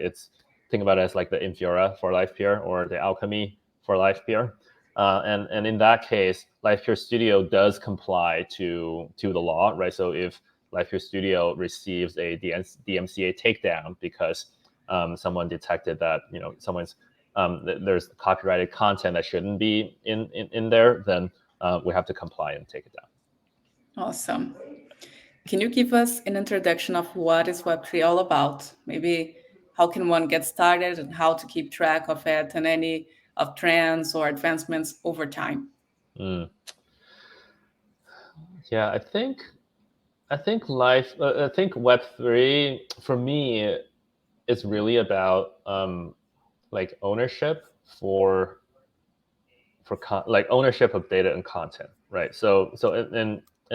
And I say that in comparison of Web 1 and Web 2, where Web 1 is was kind of like the first version of the internet back in the day when it was ARPANET and things like that, where it was really like one-way publishing, right? It was like I have a piece of content, I want to put it on the internet, other people can read it, and that's about Mhm. it, right? And and Web 2 introduced this kind of like interactability and read and write, right? The ability for people to write content. So social networking was probably the biggest kind of artifact from Web 2, right? The fact that you can put an application there, people can decide to read the content from the application or write content into the application for other people to read, right? But in Web 2, the system is still kind of that like the platforms provide the tool for people to read and write, and the platform kind of control everything, right? They control the rules of how people can read and how people can write and who can do that and how the value flows, right? So in Web3, I think of it as like that restriction gets unlocked or gets thrown away, so that the people who are writing the content actually own the content. And when you're Mhm. reading the content, you're reading it from the people who are writing it instead of the people instead of from the platform itself, and that unlocks this whole new value flow that's just much more efficient that weren't possible before. Um, yeah, Amazing. and how do you get started to keep track of it over time? Man, that's tough because there's a lot of information about Web3, but I would start by looking at some of the more reputable publications and newsletters. I think Masari does a really good job kind of dissecting all Absolutely. the different all the different ecosystems. Even like publications like CoinDesk, I think that's an okay job to kind of present non-biased information, right? And I think you can like as you read more content, you can kind of tell which publication is biased, has biased opinions, and which publications are pretty subjective. And I tend to stick with the ones that are to have like a more subjective point of view, just so then I can get both sides of the story. That's awesome. What are the key skills and knowledge areas that individuals or developers should acquire to thrive in the Web3 industry? I think the Web3 industry needs all skill sets, just like tech in general, right? Like Web3 is just kind of a sector in tech. So whether you're a developer or you're a marketer, you're a salesperson, you're a designer, right? You go down the list, or BD person, there is a role for you in Web3. So I think, yeah, again, like the way I would start is, is think about what skill you already have and how that Mhm. applies to the Web3 ecosystem, rather than like what kind of new skills you have to pick up, right? So, and I think, the best way to learn those skills is, getting like get a gig in Web3 somehow, and then and start working in it, and then learn on the job, right? I think that's way more effective than having to learn something just to get started. It's a simple question here. Have a couple minutes. So let me see. How can we developers benefit from live peer? I think you cleared that one. Okay, that's a spicy one. Any takes on the current market situation of crypto, and will it make us adapt to modern finances according to data points or any stats that you may have? Mm, that's Especially as you guys just attended Mesari, right? Over the Yes, past yes. one. Yeah, that's really interesting. Web3 is definitely in a bit of a lull right now compared to, what it was like a year or two ago. Um, I mean, my personal opinion is that it's actually pretty healthy, and it is natural, right, for like a very new industry to have these types of big cycles of boom and bust. And so, because in the last bull cycle, there was a lot of like pretty pretty fluffy stuff that was happening in the ecosystem. People weren't making rational decisions, and so I think kind of the flushing of bad actors, right? Like I think it's generally healthy for the environment. Even like this, look, here's a controversial point. Even even regulation, I think, is generally a good thing, because with good regulation, at least, right? With good regulation, you can really push forward an industry and bring that into the mainstream, because that there needs to be some kind of rules and consumer protection for the everyday user to learn how to use these type of things, right? And so so I think in general, like, things are happening in that front. Um, you know, Better regulations are coming out, and as better regulations come out, more people will be exposed to this type of technology, and also, at the same time, a lot of cool tech is being built right now. If you just look at the developer activity, like, Web3 is hotter than ever, right? And the developer activity really hasn't gone down; it's only gone up over the last couple of Absolutely. years. So that's what makes me pretty excited about this whole industry. Um, and and yes, how to adapt to modern finances. I think that's yeah, again, I think that's where, finance is a very heavily regulated area, and, at the end of the day, I think there needs to be some kind of concession, or some kind of mutual, um, yeah, like finding a middle ground, to have rules that can protect everyday consumers, and people who are not sophisticated around finance, but at the same time, is able to have enough room for a new ecosystem to thrive. Okay. Well, we're going a little bit over time. So thank you again for accepting the invite and joining me. I loved having you here today.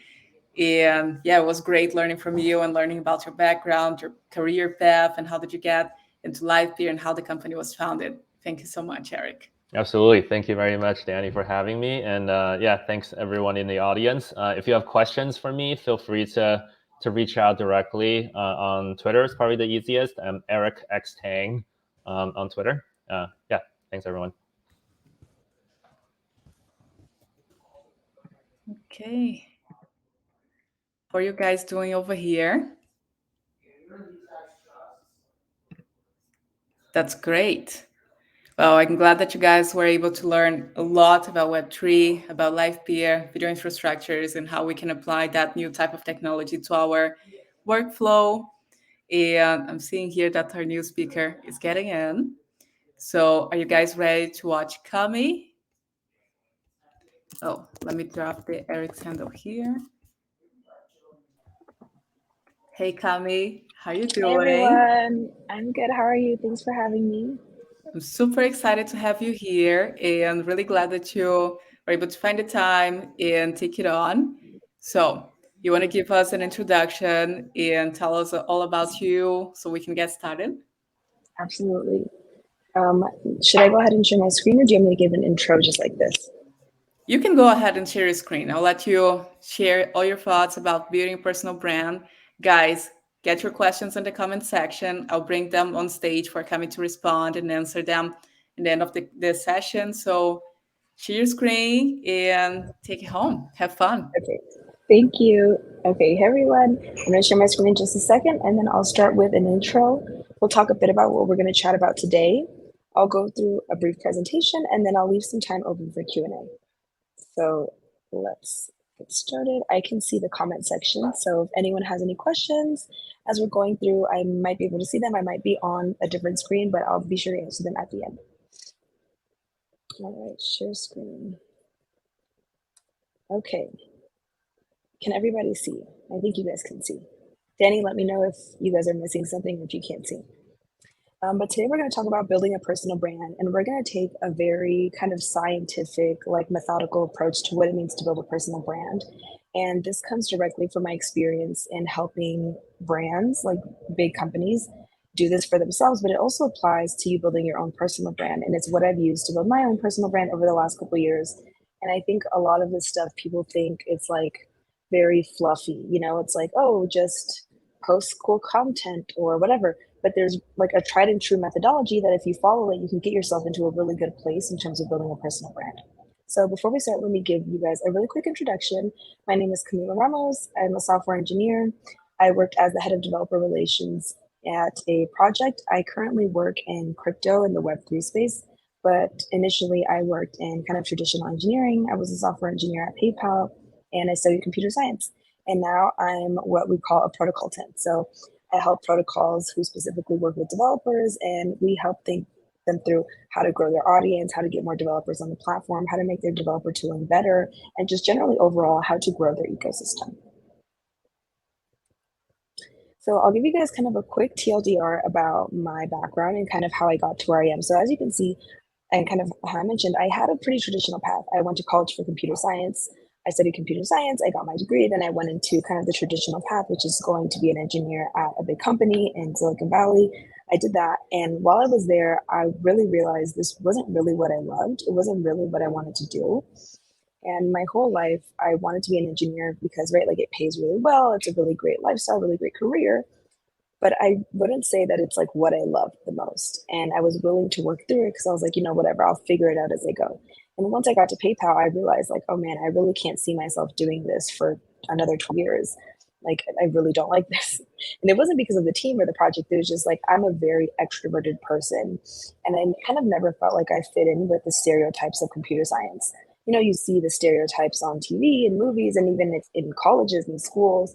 And it's like, you know, your typical engineer stereotypicals, like they're maybe more introverted, they're maybe less social. They really like, you know, computers and computer science and math. And I didn't really fit into that bucket. I was really extroverted. I was not at all like the typical engineer stereotype. So that differentiation made me feel like I didn't fit in. And later on, it made me stand out. Because when you're on a team of 20, 30 engineers and you're kind of the only person that has this like more extroverted personality, or maybe not the only person, but one of few people, you tend to stand out, and then you kind of maybe feel out of place. And for a really long time, I thought, hey, maybe this isn't really the area of work for me because I don't have it at a personality level, you know? I don't have it just at the base core of who. And what I learned actually going through that process is that that differentiation made me stand out, and it made me be like top 1% in the field because there's so few people like me. So I guess what I'm saying is like, even in times where you feel like you don't fit in and maybe you don't fit the blueprint and maybe you don't fit the stereotype, there's ways that you can leverage that and make it your strength, even though it might feel counterintuitive. So it was through kind of this that I just mentioned that I got to kind of grow into the role of head of developer relations and now do what I'm doing. A typical engineer who maybe fits the stereotypical kind of mold of an engineer maybe wouldn't necessarily like doing the job that I do. It's very social. I go and give a lot of talks. I talk to a lot of people. I interview a lot of engineers. So I have a lot of face-to-face time with people, and I spend a ton of time trying to understand their problems, trying to understand how they can grow, whether that be an individual engineer or a project. And maybe for your typical engineer, they're like, I'd rather just sit in, my office or in my room and code. So that kind of differentiation I was able to leverage and say, how can I use this to ability to be a positive for me? And it worked out really great because it turns out in engineering, there's not a ton of people who are like this and who are good at it. So if you are in that space, you can kind of rise really quickly to be in these positions of maybe more seniority a little bit more quickly than you typically would. So now let's get into kind of the methodology of building a personal brand. So the first point that I want to drive is this idea of positioning. So I'm going to explain to you guys what positioning means, but the first concept to really drill into your mind is position and then brand. A lot of people, they start kind of jumping and they jump right into the deep end of branding. What color should my logo be? What font style? Like, what should my brand feel like? What is my brand voice? And these are all good things that you should eventually do. But the first thing before you do any of this is to work on your position. So the initial goal of branding is to master the art of positioning. And what this really does is that it makes sure that you have a really clear understanding of your intended audience, how to distinguish yourself from competitors, and the messaging that you need to communicate to your customers. Here it says customers, right? But if you're building a personal brand, maybe it's not necessarily customers, but maybe it's your audience. And by paying attention to your positioning, you can establish yourself as a relevant, distinctive, and compelling option in its industry. And really this like serves as the base for everything else you're going to do. Once you have your positioning super clear, everything around your branding is going to feel a lot more intuitive and feel a lot more clear. And I'm going to scroll over to the comments so I can see real quick and just throw in any letter or something in the chat. If you've ever started like a side business, a side hustle, or even a hobby where you have done the branding part where you've gone through like making a logo and finding the coloring, and then like a couple weeks or even a couple months later, you're like, wait, I hate it. I want to change it. And you either do change it or you maybe don't change it, but you're like, oh man, this doesn't really fit the vibe of what I was going for. Has that happened to anyone here who's like started a passion project or a side hobby or anything like that? If you have, write it in the comments. And I guess the point that I'm making here, yeah, it happens all the time. And I think one of the biggest reasons is that people jump directly into brand because it's kind of what everyone knows and it feels really intuitive. But then you never really worked on your position. So then your brand in a couple of days or a couple of weeks, you're like, this is not the right color. This is not the right vibe. I hate this logo. I hate the content that I've made. It just doesn't work. So by focusing on your positioning first, it's a really good way to kind of at least try and be successful in avoiding kind of that happening to you. So what's the difference? What do I mean when I say positioning versus brand? So positioning refers to the unique space that a brand occupies in the minds of the market. And I'll give you some examples in a second. It's like your unique role and relevance to your target audience, and it creates an image that resonates with them. And in essence, it's the rational articulation of who you are, why you matter, why you're better than your competitors. And again, this is the first step to building a strong brand. And now branding, which comes later, is a more of an emotional endeavor. It's the overall gut feeling that someone has about you or your organization when you're not in the room. It's a response to your positioning, not a stimulus. So your brand captures the essence, the intangible qualities that people associate with your name, and the emotion that your brand evokes. So I'll give you some examples. It's some Web 2 examples. Salesforce, their position is the world's #1 CRM. Uber's position, the platform with the largest network of active riders. Qualtrics' position, the leading experience management software. Some examples of some positioning in Web3. Solana, the fastest blockchain in the world and the fastest growing ecosystem in crypto with thousands of projects spanning DeFi, NFTs, Web3, and more. Ethereum, the community-run technology empowering the cryptocurrency Ether and thousands of decentralized applications. Celestia, the first modular blockchain network to power scalable, secure Web3 apps. These are all examples of positions, right? These are not brands. What do we know about the brands here? If you maybe you know Salesforce and Uber and Qualtrics, but maybe you're not super familiar with these brands, this sentence doesn't tell you anything about the brand. It doesn't tell you what colors they use, their logos, what their kind of like communication style is, what kind of things they work on, right? We don't know any of that. All we know is how they want to position themselves. So remember, it's all about you setting yourself up and you deciding what you are, not letting the market or others decide what you are. So your position is saying, here's what I am. I'm the fastest blockchain. I'm the first blockchain. I'm the community run blockchain, or I'm the world's #1 CRM. These are all examples of positions that you as a brand can take. And your positioning leads to, and it serves as the base for your content, for your brand, and for anything else that might span out of your personal brand. I say content because that's kind of what I focus on, engineering content, but yours might be the designs that you make. You might make physical products, you might sell a service, and this kind of serves as the base. So my positioning is really around being like a critical voice in Web3. A lot of people in Web3 are very, like in anything, right? I think no one wants to kind of like talk bad about their own things. So a lot of people are hesitant to criticize the things that we're working on. And historically, I've been a very critical voice in crypto. And so when people think of me, the space that I take up in the market is, oh, she's an engineer that's really smart and she's really critical of the stuff that we're working on, of the stuff that she's working on. So one example is I posted and I published this essay called The Dead End of Eurocentric Crypto. And you can see the first line. I'm just going to say it. There's been a ton of money thrown into blockchain, but the results have been pathetic in comparison. That's taking a really strong position on something that's going on, in this case, in crypto. Another part of my positioning is that I'm like centered in creating educational content for developers. So if you go to my TikTok, you can see like my first couple of videos are how I got a full-time job, 5 things I would never do if I was studying CS, how to step-by-step create generated NFTs, answering questions, like interview prep. This is all part of my positioning, which then informs how do I create my content? How do I know what content to create? How do I know what's going to hit with the audience? Like you can see, this is a screenshot that I just took. Some of these have 48,000 views, 20,000 views. The ones down here kind of got cut off, but they're probably in the same range. So it kind of informs and gives you a good vibe for like what your audience is going to like once you've established a clear position. So how do you actually find a position? So here are the first 2 things that you want to identify. First, you want to identify your unique selling points. What uniquely is part of you or the thing you're making or the thing you're selling or the content you're creating? So my unique thing is that I bring my expertise and I put it in educational form so that everyone can learn from me. And I'm super critical of the ecosystem. And secondly, your target audience.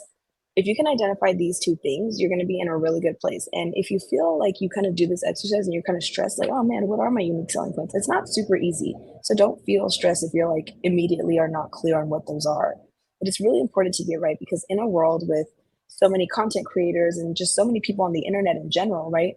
One way or another, in some way, we're all kind of content creators, whether we are pursuing it really hard or not, we kind of all are. So the only way to really stand out amongst the noise is to really figure out what is unique about what I'm doing versus what everyone else is doing.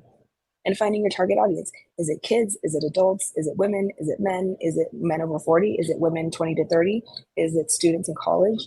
For me, my target audience on TikTok was students who were studying computer science. That was my target audience. And we'll talk a little bit more about how to fine tune that and how to decide like how narrow do I go? How wide do I go? So let's talk about that. So once you do this, it's going to lead to you being able to find like a really clear and compelling message that resonates with that target audience and sets you apart. So one way to start thinking about this is what do you want people to think of when they think of you?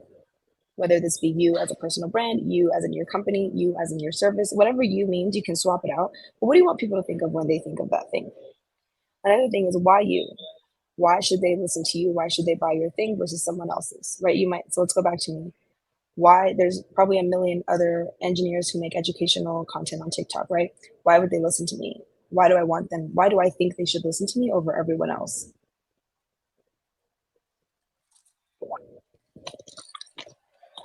Sorry.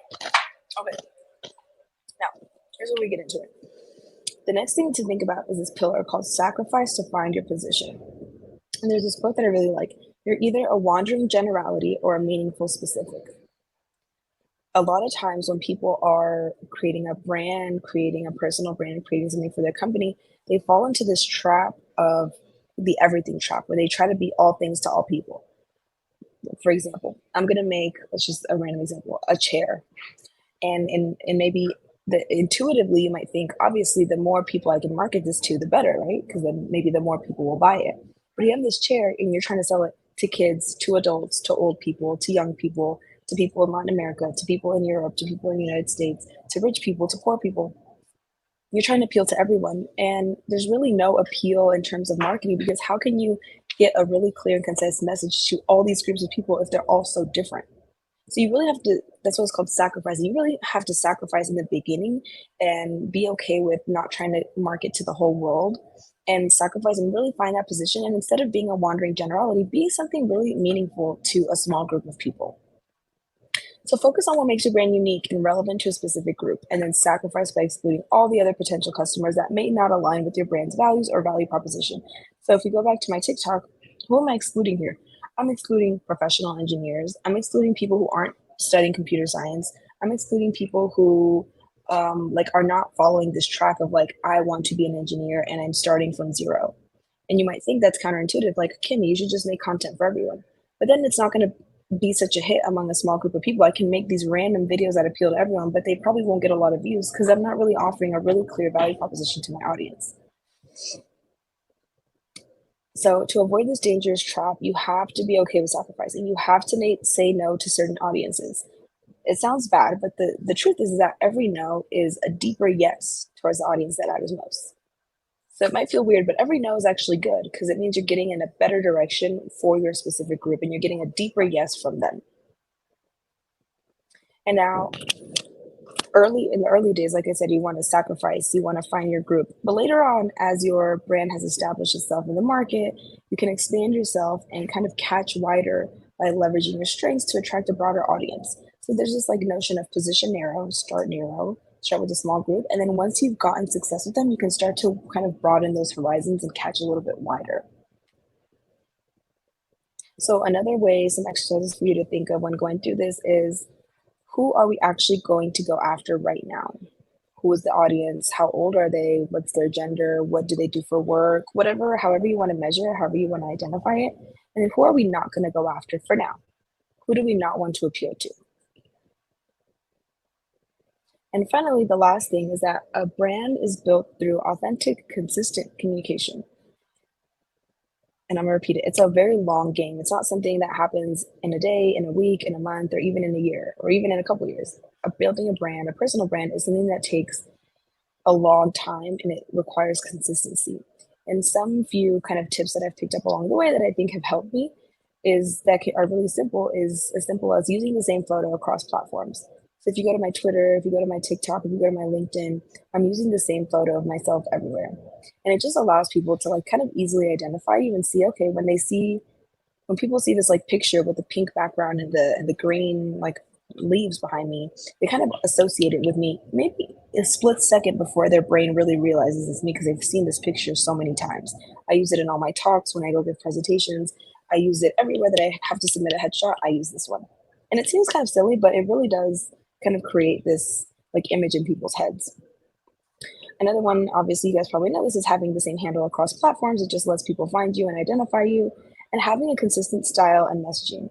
So whether you're maybe Twitter and TikTok and Facebook or LinkedIn or something, having a consistent style and having a consistent message that you keep going back to over and over and over is super helpful in creating that personal brand and creating that space in people's minds so where they think of you, there's actually something there. It's not like, oh yeah, I don't know, Cami.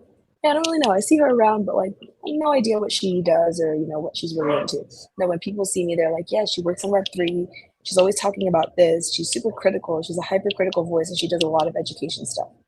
Because I have like a very consistent style and a very consistent message that I go back to over and over and over in every talk and every blog post and a lot of tweets and a lot of threads. I go back to that over and over again. And that helps to create this like consistent message in people's minds. That's really good for building a brand. So I'm going to pause here. We have about a couple minutes left, and I want to pause and look at the questions. So let me catch up really quick on the questions. We do have a few really great questions over here. So let me start by pulling the first one in. How would you go about growing your social media presence now if you had to start all over again? Okay, if I had to start all over again, I would focus on TikTok because I think it's a platform where it's a little bit easier to grow, and it's like there's kind of a formula that you can crack where you can start consistently getting a lot of views, and then you can use that to funnel people to your other platforms. So for example, on my YouTube, I've had a YouTube channel for like 4 years.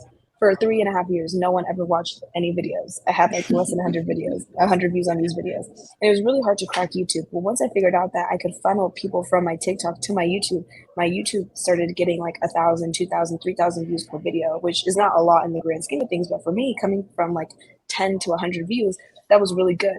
So finding that one platform that you feel most comfortable in, for me, I think is TikTok because I think it's easier to grow. And then using that to funnel people. I would say, okay, if you want the longer version, go to my YouTube. If you want to apply for this scholarship that I'm sharing, go to my Twitter and look at it there. And then eventually people start going to these places and trying to reach out to you, trying to contact you, trying to, or just like, using the resources that you're sharing. Absolutely. How do you draw the line between your personal brand and creating content that people actually want? Yeah, I think this is a really good question. I don't think I have a super formulated answer for this. I think for me at least, one big part of my kind of like professional brand is that it is me as a person. You know what I'm saying? It's not like work Cami is different from like life Cami. So for me, it's pretty easy because I don't really have that separation. And I think that's one thing that again is really part of my unique positioning is that I'm not an ad that you can buy. You can't pay me to make a tweet about you or make a YouTube channel about you. My brand is being like authentic, education focused, and like really focused on helping other people get to where they want to be in terms of engineering. So the best answer I could probably say is like figure out what feels authentic to you and stick to that. Absolutely. Okay, last question before you continue. Sabrina asked, I'm too boomer for TikTok. Any tips to get started with some cool content over there? To go over TikTok, I love it. Yeah, some of the best tips that I've heard and that I started to use is if you go on TikTok, one thing that's really good is just go on TikTok and like use the app. I'm sure you probably already do, but if you haven't, go on TikTok and just use the app, and you'll start to see the behavior yourself. For me, if I'm watching a video and they take too long to get to the point, I'm scrolling. Like you have like 2 seconds to Same. tell me what the point of the video is. If not, I'm scrolling. If people are like, guys, I'm gonna tell you something that's gonna change your life, and all you have to do is follow. I'm gone. I'm gone. I want the video to say I changed my life in 3 seconds. Here's how, and then tell me how you changed it, something like that. So the best thing I've learned is like a hook. Like in the first 3 seconds, say something that's really going to capture your audience. So if you go back to I'll go back here in a second. If we go back to the screenshot of my of my TikTok. So for example, this video, the hook here is 5 things I would never do if I was studying CS again. Immediately, people are like, "Oh shit!" If you're studying CS, you're like, "All right, well, I want to know what those 5 things are because I'm studying CS." This other one, how I got a full-time engineering role at PayPal while I was in college. That's the first thing I say in the video. People are like, "Okay, well, shit, I want to know how she got that because I Mhm. probably want to do that too." So it's just like having a really strong hook and like really getting to the point and really capturing that audience in the first 3 seconds is super important. And then besides that, there's other tips that you can kind of look up, like showing your face, having good lighting, like the algorithm favors certain things. So as you can see in all my videos, you can see my face instead of setting, you can set like the starting screen. Maybe if you haven't made a video on TikTok, maybe you don't know, but you can select kind of what frame it freezes on for your feed. So instead of freezing it, say on, I don't know, a wall or my computer or something like that, freeze it on your face. So as it's loading, it's kind of something that as people are scrolling, a face is much more compelling than like a computer screen because you might be like, I don't know what Absolutely. that is. But you see a face and you're like, okay, this is a person. It's going to tell me something. I can read the caption. Maybe I'm into it. Absolutely. Okay. I think we can do more questions. I'm done with my presentation, so I think we can just get through the rest of the questions. All right. Let me pull another one here. Love the session so far. Speak to your audience. Simple example is a hello developers versus hello everyone. Also, what do you think about when you see emails as hello at something versus hello Vishal or hello? Yeah, I think that's a super good example. Like if you're going through your email and you see a video, a message saying hello, da da da, you're like, okay, this is a copy pasted message. I'm not even going to take the time to read it. You see a message that says, hey, Cami, I watched your video on XYZ. You're like, okay, this is a person that is actually addressing me. They actually have something to say to me. And so, yeah, that's a really good example of like how something so small can make such a big difference with the audience. Absolutely. When thinking about content, how do you see the difference between short form content versus long form? What creates and works best when creating a long term personal brand? I think it just really depends on what you are doing, what you're focusing on. Like for me, a lot of my content is focused on kind of like education, but not like teaching people how to code necessarily, but more like mentorship advice, like kind of the inside scoop, how to do these things. So for a lot of these, I actually do both. I make a TikTok and then I film a longer video, kind of going into more detail on YouTube to kind of try to appeal to both. But honestly, I think in this day and age, if you can, if it makes sense, it probably is like higher return on your investment to just do like short form videos. Absolutely. Uh, how to create an audience in network? How to ask creators to join hands or join forces? Yeah, that's a really good strategy. Like trying to lean on other existing brands or people in your own space that you're trying to do is a really great way to do that. And it's kind of, it's there's no easy formula because it does kind of suck in the beginning when you have zero followers and you're trying to get started. The best thing that you can do, I think, once you're in that place is like find other people who are in your niche, whatever your niche is, and then start commenting on their videos. Just start interacting with them. Start messaging them and be like, hey, I'm really interested in this. I really love this video or whatever. Just something to get the conversation going and kind of get your name out there with those folks so that maybe on a long-term horizon, you can say, hey, I watched your video, I don't know, about Hashnode. I really like blogging. Maybe we should do a video comparing Hashnode to this other blogging platform or something like that. And really like a good way to go about asking other creators is to really just like be genuine and like understand that these creators with tons and thousands of followers probably get a million messages a day of people saying, I don't know, random stuff, anything you can think Mhm. of. So the more that you can build a relationship with them that's genuine, right? And not just like, I'm going to comment every day until they notice me because that's annoying. But like the more you can build a genuine relationship and like be genuine and kind of like also put in work, right? Put in your work and just be like, oh, I want to make a video with you because you have a lot of followers. Like, no, I've been grinding. I've been making my videos. I've been doing my research. I've been working on my thing. And I really like what you do. I have a proposal for you. Maybe we can do a video together, or maybe you can help share my video. There's a bunch of different ways to go about it. But I think the main thing is like, just be cognizant that a lot of these people get a ton of messages. And the one way to kind of like get you in a position to maybe get a response is to just like be genuine. Okay. Last but not least, do you have any special tips for technical blogs? Um, any special tips? Any special tips? I guess just like try to make it as simple as possible and like try to avoid jargon and really just make it like enjoyable for the reader. And like one thing that I really focus on is in the beginning in bold letters, I put one or two sentences kind of outlining what the goal of this is or what the purpose is. So I'll be like, or what the definition that I'm trying to prove is. So I'll be like, for example, specialized provers do this versus that or something like that. And then I go through the whole thing explaining what it is. I give code examples, I give whatever. But I think the point is just like make it enjoyable, make it easy to read, and make it fun. Awesome. Well, Kami, thanks again for tuning in and joining us on stage today. I loved your presentation. That was really, really fun. And also, definitely Um, do check out Kami's channels on TikTok, on X, and also in different publications and her newsletter. It's definitely really fun to be able to follow your journey and see how you're evolving in your career as well. Yay. Thank you guys so much for having me. And you guys feel free to reach out to me on X, on Twitter.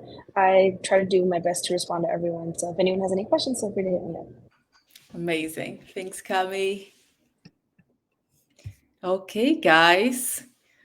Are you ready for our last session? Okay. So I'd like to invite Brandon to stage.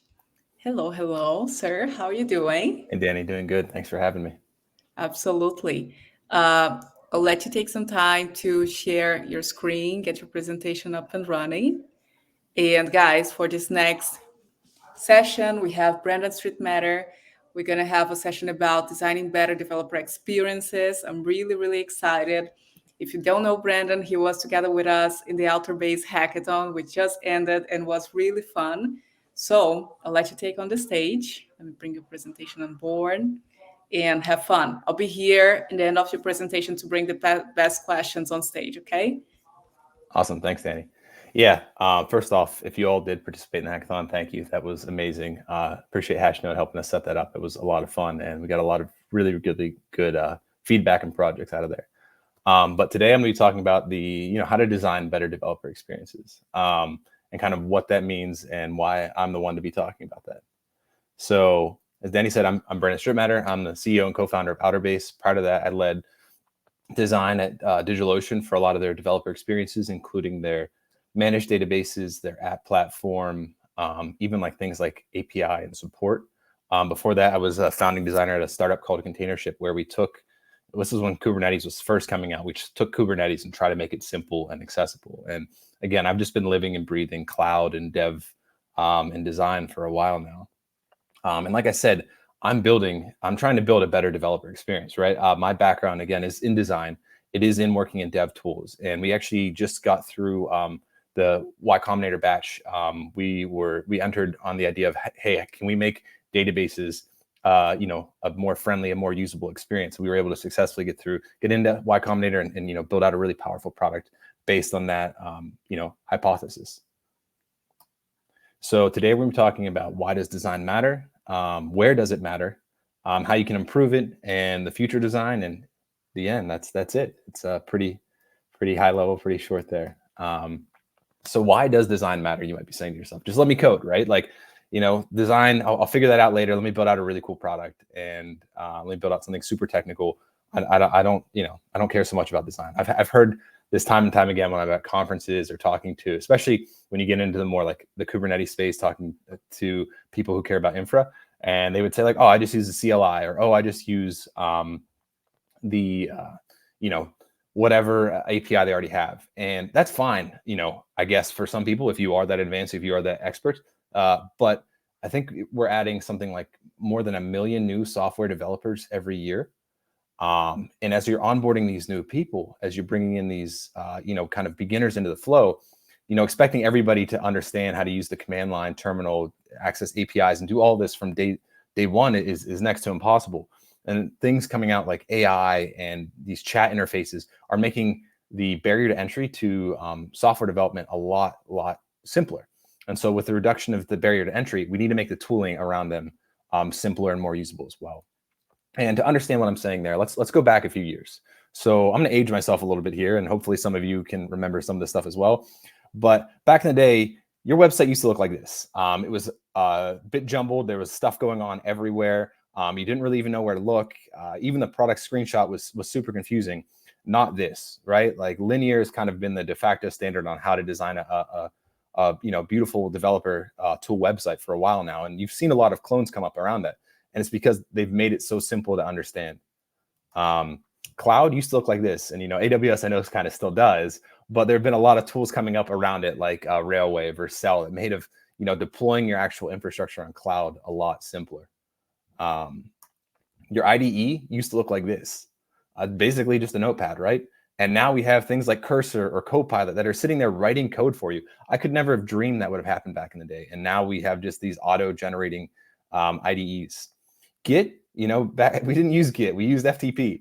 You were dragging and drop files, and honestly, some of it, I miss the simplicity sometimes. But you didn't have things like version control and collaboration and security oftentimes in doing things like this. You get my point.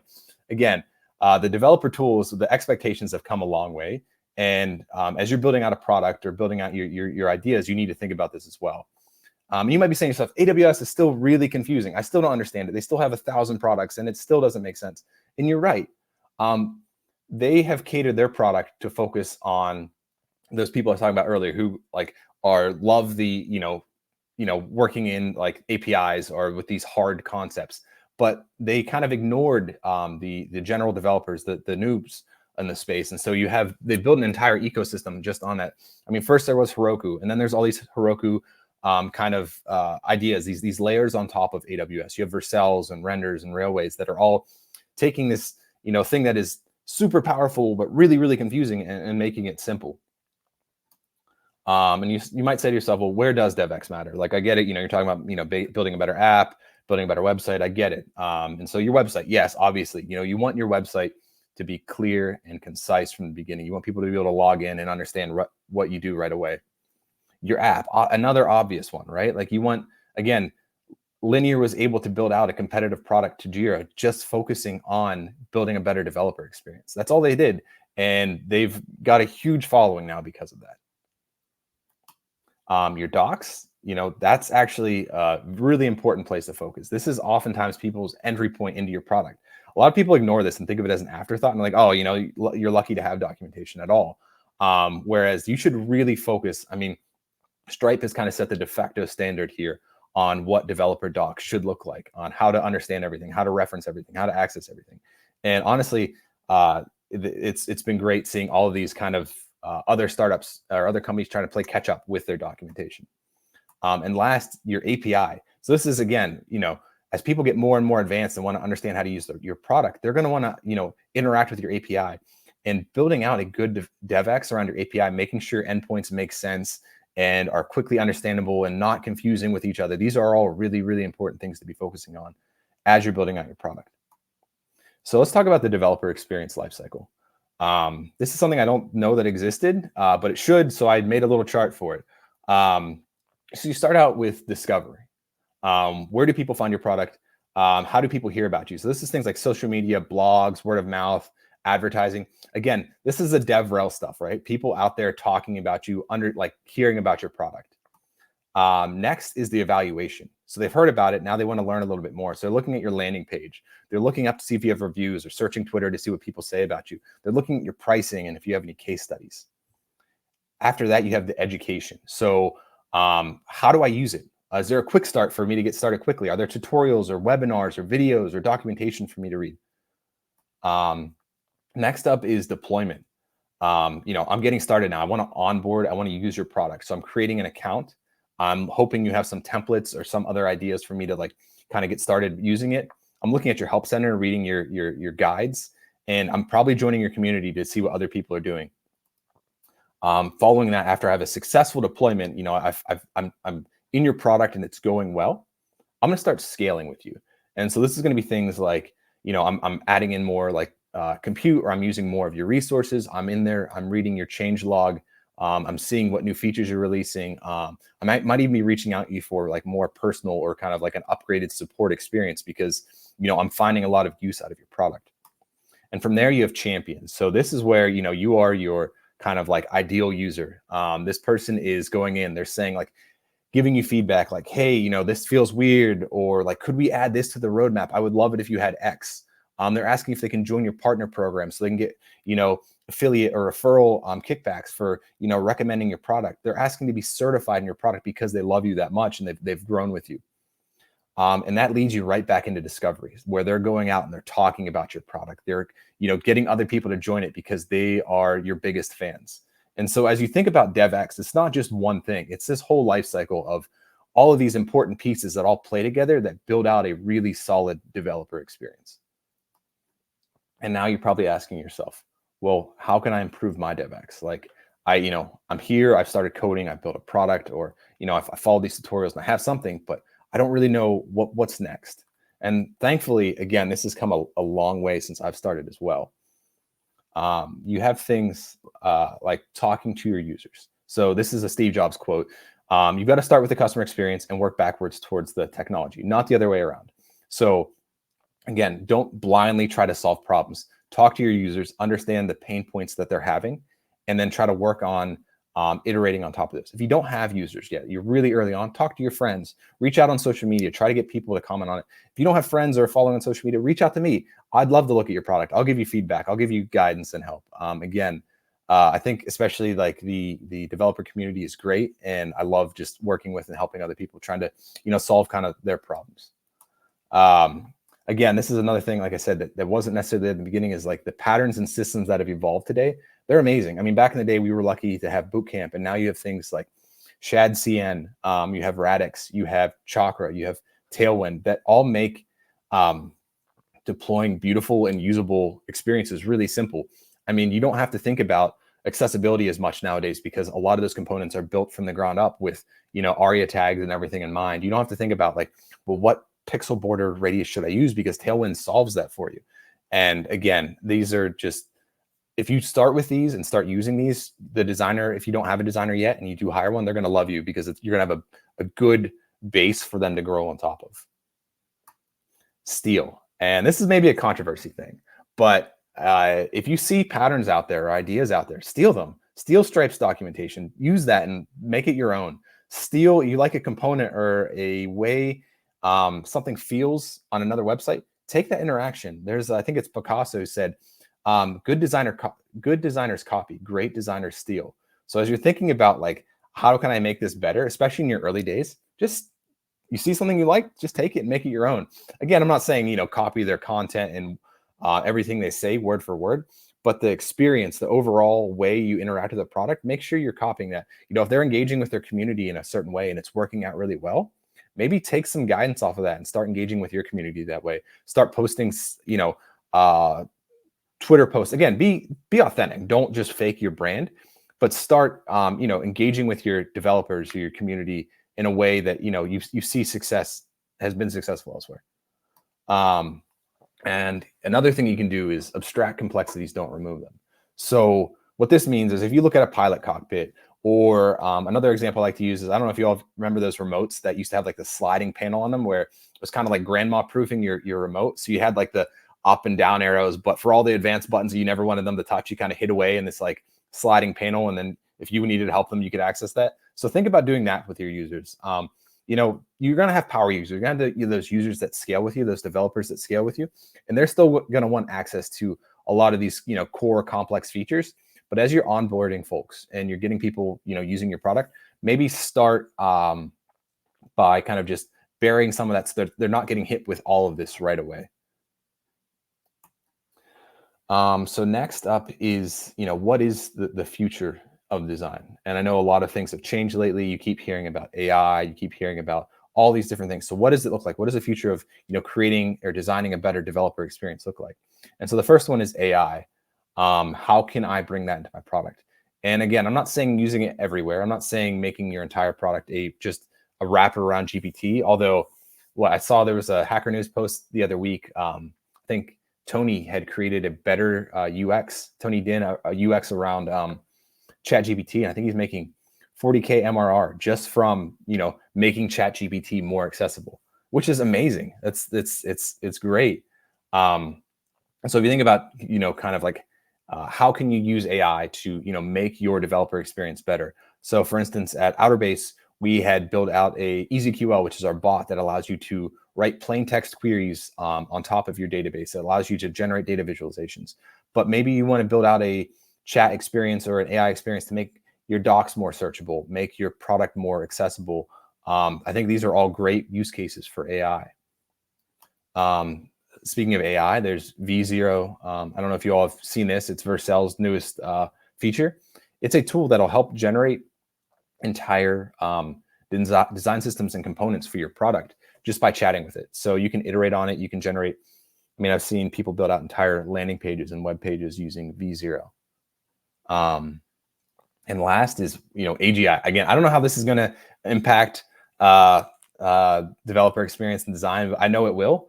I myself am not even thinking about it right now. I just know it's kind of there in the back of my mind. I think it's something to, pay attention to, see what happens. And I don't know how long it will happen. But, advances are happening quickly. And I think once this does happen, it's going to change how, we think about, design and developer experience categorically. So that's it for my presentation. I hope you learned something, and happy to answer any questions if you have any. That was a great presentation. Thank you again. Let's get started. We have lots of questions over here.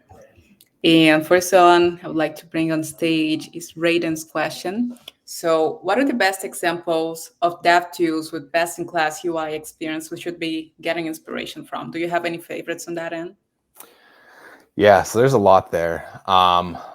For, again, infrastructure, you have things like Vercel or Railway, which are really nice. For email, I don't know if you've both checked out Resend, but they do a really Hmm. good job. For again, creating tickets or tracking issues, things like Linear, and even things like managing your API. You have Postman, you have Insomnia, these tools that make accessing the actual, your API and working with that a lot simpler as well. So there's definitely a lot of new, really cool tools that have come out. Amazing. Uh, so in the developer experience front, where should we start from? What should be our first step as a learner and someone taking a first step in the space be? Yeah. So I think first off, I guess would be taking a look. I mean, if you have a product, taking a look at that and kind of getting a status quo of where you're at today, and then start looking at these tools that you use and you really like and understanding and try to understand what you like about them. So whether it is any of those tools I listed, or maybe you have another, project or SaaS tool that you use a lot, try to understand like what about that makes you enjoy using it or makes it not a painful experience, and try to take those learnings and apply them into whatever you're doing. Awesome. Even now, when learning UX or front end, it's mostly hard for developers in general. So, like, how can we work on that? Like, how can we make that easier or building a better product as you have as an experience as a product engineer? Yeah, so that's a great question. If you have the chance to work with a designer, I highly recommend it. Whether you're wanting to work on a side project or work on, even internally at your company, work closer with your designers. I know I love working with engineers directly. I always have, because it's fun to understand the complexities of what needs to happen. And then on the other end of the stick, they're the ones talking to the users all the time. And if you don't Hmm. have a designer, I mean, again, you should be talking to the users. You should be talking to people who want to use your product, who are using it, or who have thought about using it, and try to understand kind of where their heads at or what they'd like to see. And that, I think, is probably one of the most important things that a designer does, and a learning you could find there. Awesome. Okay, I have a couple really good questions here. Will AI create challenges for designers as we see like recent tools coming up to create great designs, like V0, for example? Yeah, I mean, I don't know if it'll create challenges. I think everything is just kind of, again, lowering the barrier to entry. Even, the V0, like right now, it's just creating kind of components for you to use. But components aren't really experience. As we talked about, everything that, APIs, documentation, the whole lifecycle, pricing, like design's so much more than creating a nice component. I think these things will accelerate it and, again, make it easier to create these. But I don't see it being necessarily a challenge. I think if anything, it's just another tool in our quiver to use. Amazing. Have a really great personal question here for you from Trace. Yeah. So, what motivated you to create Outerbase? How was that journey actually? Like, how did you guys get the idea going? Get you and Brenda together to Braden to get the product started and so on. Yeah, so that's a really good question. Thank you, Trace. So actually, prior to Outer Base, I was working at a company called DigitalOcean, who I don't know if you all are familiar with, but they took the concept of a virtual machine, right, a compute, and they made it simple. They made it accessible. They created a good developer experience and community around that, and they were able to IPO off of it. And so they went public with the idea of just taking this, basically what Amazon was doing with their EC2 instances, and creating a droplet out of it and making it really easy to deploy to your website. And this was before Vercel or a lot of any of these other tools that had done that. And I thought it was great. I loved that idea. But I noticed, as I was helping them out in their database team, like they made deploying of the databases easy, right? They made the ability to create a database easy, but they didn't make the day two, like, how do I manage my data easy? Mm-hmm. And so I'd reached out to Braden, who I've known for 12 years now. And we were jamming on some other side projects. And I was like, hey, we should really look into this and build this. And he was at Walmart leading an engineering team, and they were running into data problems at a much, much larger scale. And he was like, yeah, let's build it. And yeah, Outer Base was born. That's awesome. Uh, Ishan says that he thinks the best insights about UI, UX, and UI come from local business owners or customers. What's your take on this? Yeah, I guess it all depends on your audience, right? So if you are working in a local market, I think using going out and talking to local business owners, I think is great, right? Like if I'm doing a B2C, I think that's perfect. If you're doing something where, internet, like you have international customers, it gets a little bit harder. I mean, I still love going out and talking to my users in person. I think it's so much better to have that kind of candid feedback. But it's not often feasible all the time. So I think, yeah, just depending on your audience, I think, again, it's great if they are there and you can go, walk down the street and talk to them. But sometimes it's not always the case. Okay, here's a good question. Thinking about designing the platforms, Figma versus Canva, which one is better for DX? Which one do you use? Yeah, so I would say Canva is great for creating kind of like screenshots or marketing material. I've never used Canva for designing an app or anything kind of that is multi-staged or multi-step. And so if you're thinking about building out a product or a website or an app, I would really recommend you looking into Figma. And again, it's another tool with a really good design experience. Even DevX, they actually just released their dev, so developers can come in and make a toggle so they can see all of the designs look like code. But they have good templates for you to start out in. They have a lot of really good features for you to experience there. Amazing.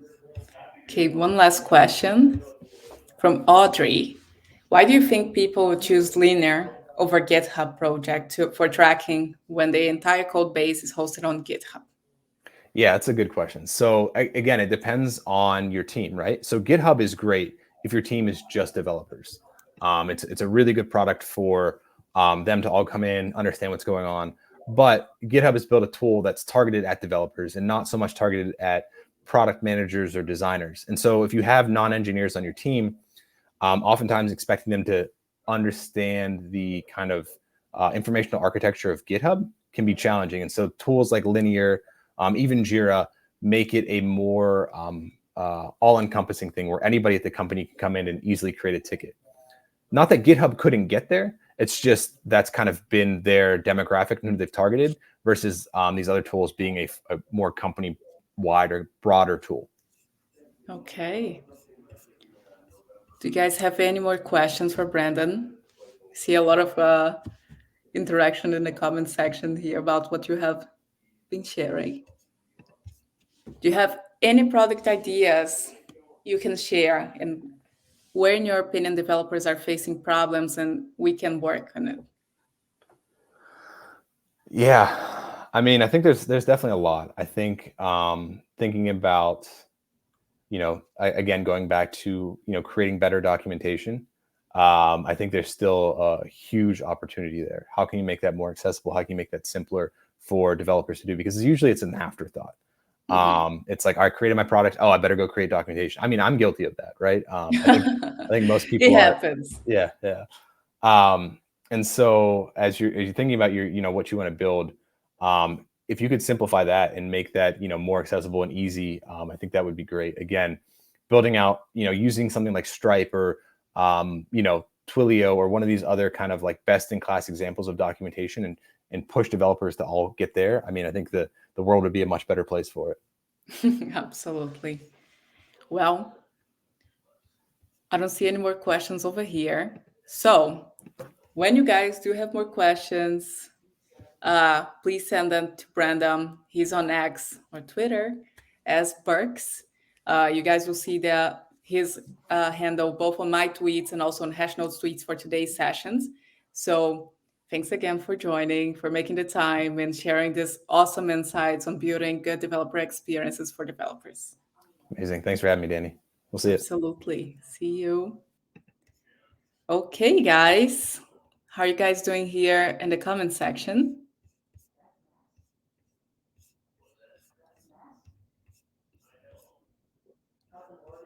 Awesome. Okay. So, this day 2 has been a big ride for all of us. And I hope you guys are as pumped as I am to continue going throughout this week. It's been a huge honor to navigate you guys through today's sessions and share all the insights together with the speakers. So a massive shout out to all the speakers that managed to join us, both Sam, Eric Tang, Camila Ramos, and Brandon Sitmatter. You guys were really great. And let's not forget you guys that tuned in here together with me, keeping up the engagement levels through the roof and sent incredible questions. So I'm really glad to have you guys here with me, learning and sharing all the insights together on Hashnode and also on different socials. So this has been amazing. And from unlocking the secrets of rigs to intimate fireside chat with Eric Tang, which I hope you guys loved and also got to learn about Web3, live peer, video infrastructure, and so on. Today has been like a buffet of knowledge. So Camila also got us thinking about personal branding. Brandon closed the day with some awesome wisdom on developer experience, which we all got to learn if we want to build better developer products. And I want to share a reminder. As you guys know, the Hashnode Bootcamp contest is still on. So please share all your insights, what you guys loved and what you guys learned about, not only from today's sessions, but from yesterday's sessions as well, both on Hashnode, on X, on LinkedIn, so you can get a chance of snagging a Hashnode gift box, which I'm sure you guys will love. So remember that today's sessions are going to be recorded and will be made available for you guys from next week once the bootcamp ends. And let's carry the lessons that we learned today into our lives and make us better developers and also better at building developer experiences and our personal brands to evolve in this tech career. And heads up for tomorrow. I'm seeing here all of your comments. Yes, you can summarize learnings and post as one post on Hashnode if you guys want to do that. So for tomorrow, we got a killer lineup once again. So topics range from builder developer communities, finding jobs in tech, which I'm sure you guys will love and will tune in for. So trust me, you guys will not want to miss it. And it's a wrap for day 2. And really excited to have you guys here once again and looking forward to tomorrow's sessions. So I'll be tuning in on X later today to check all of your posts and check what you have learned and also what you have shared about today's sessions. See you guys later.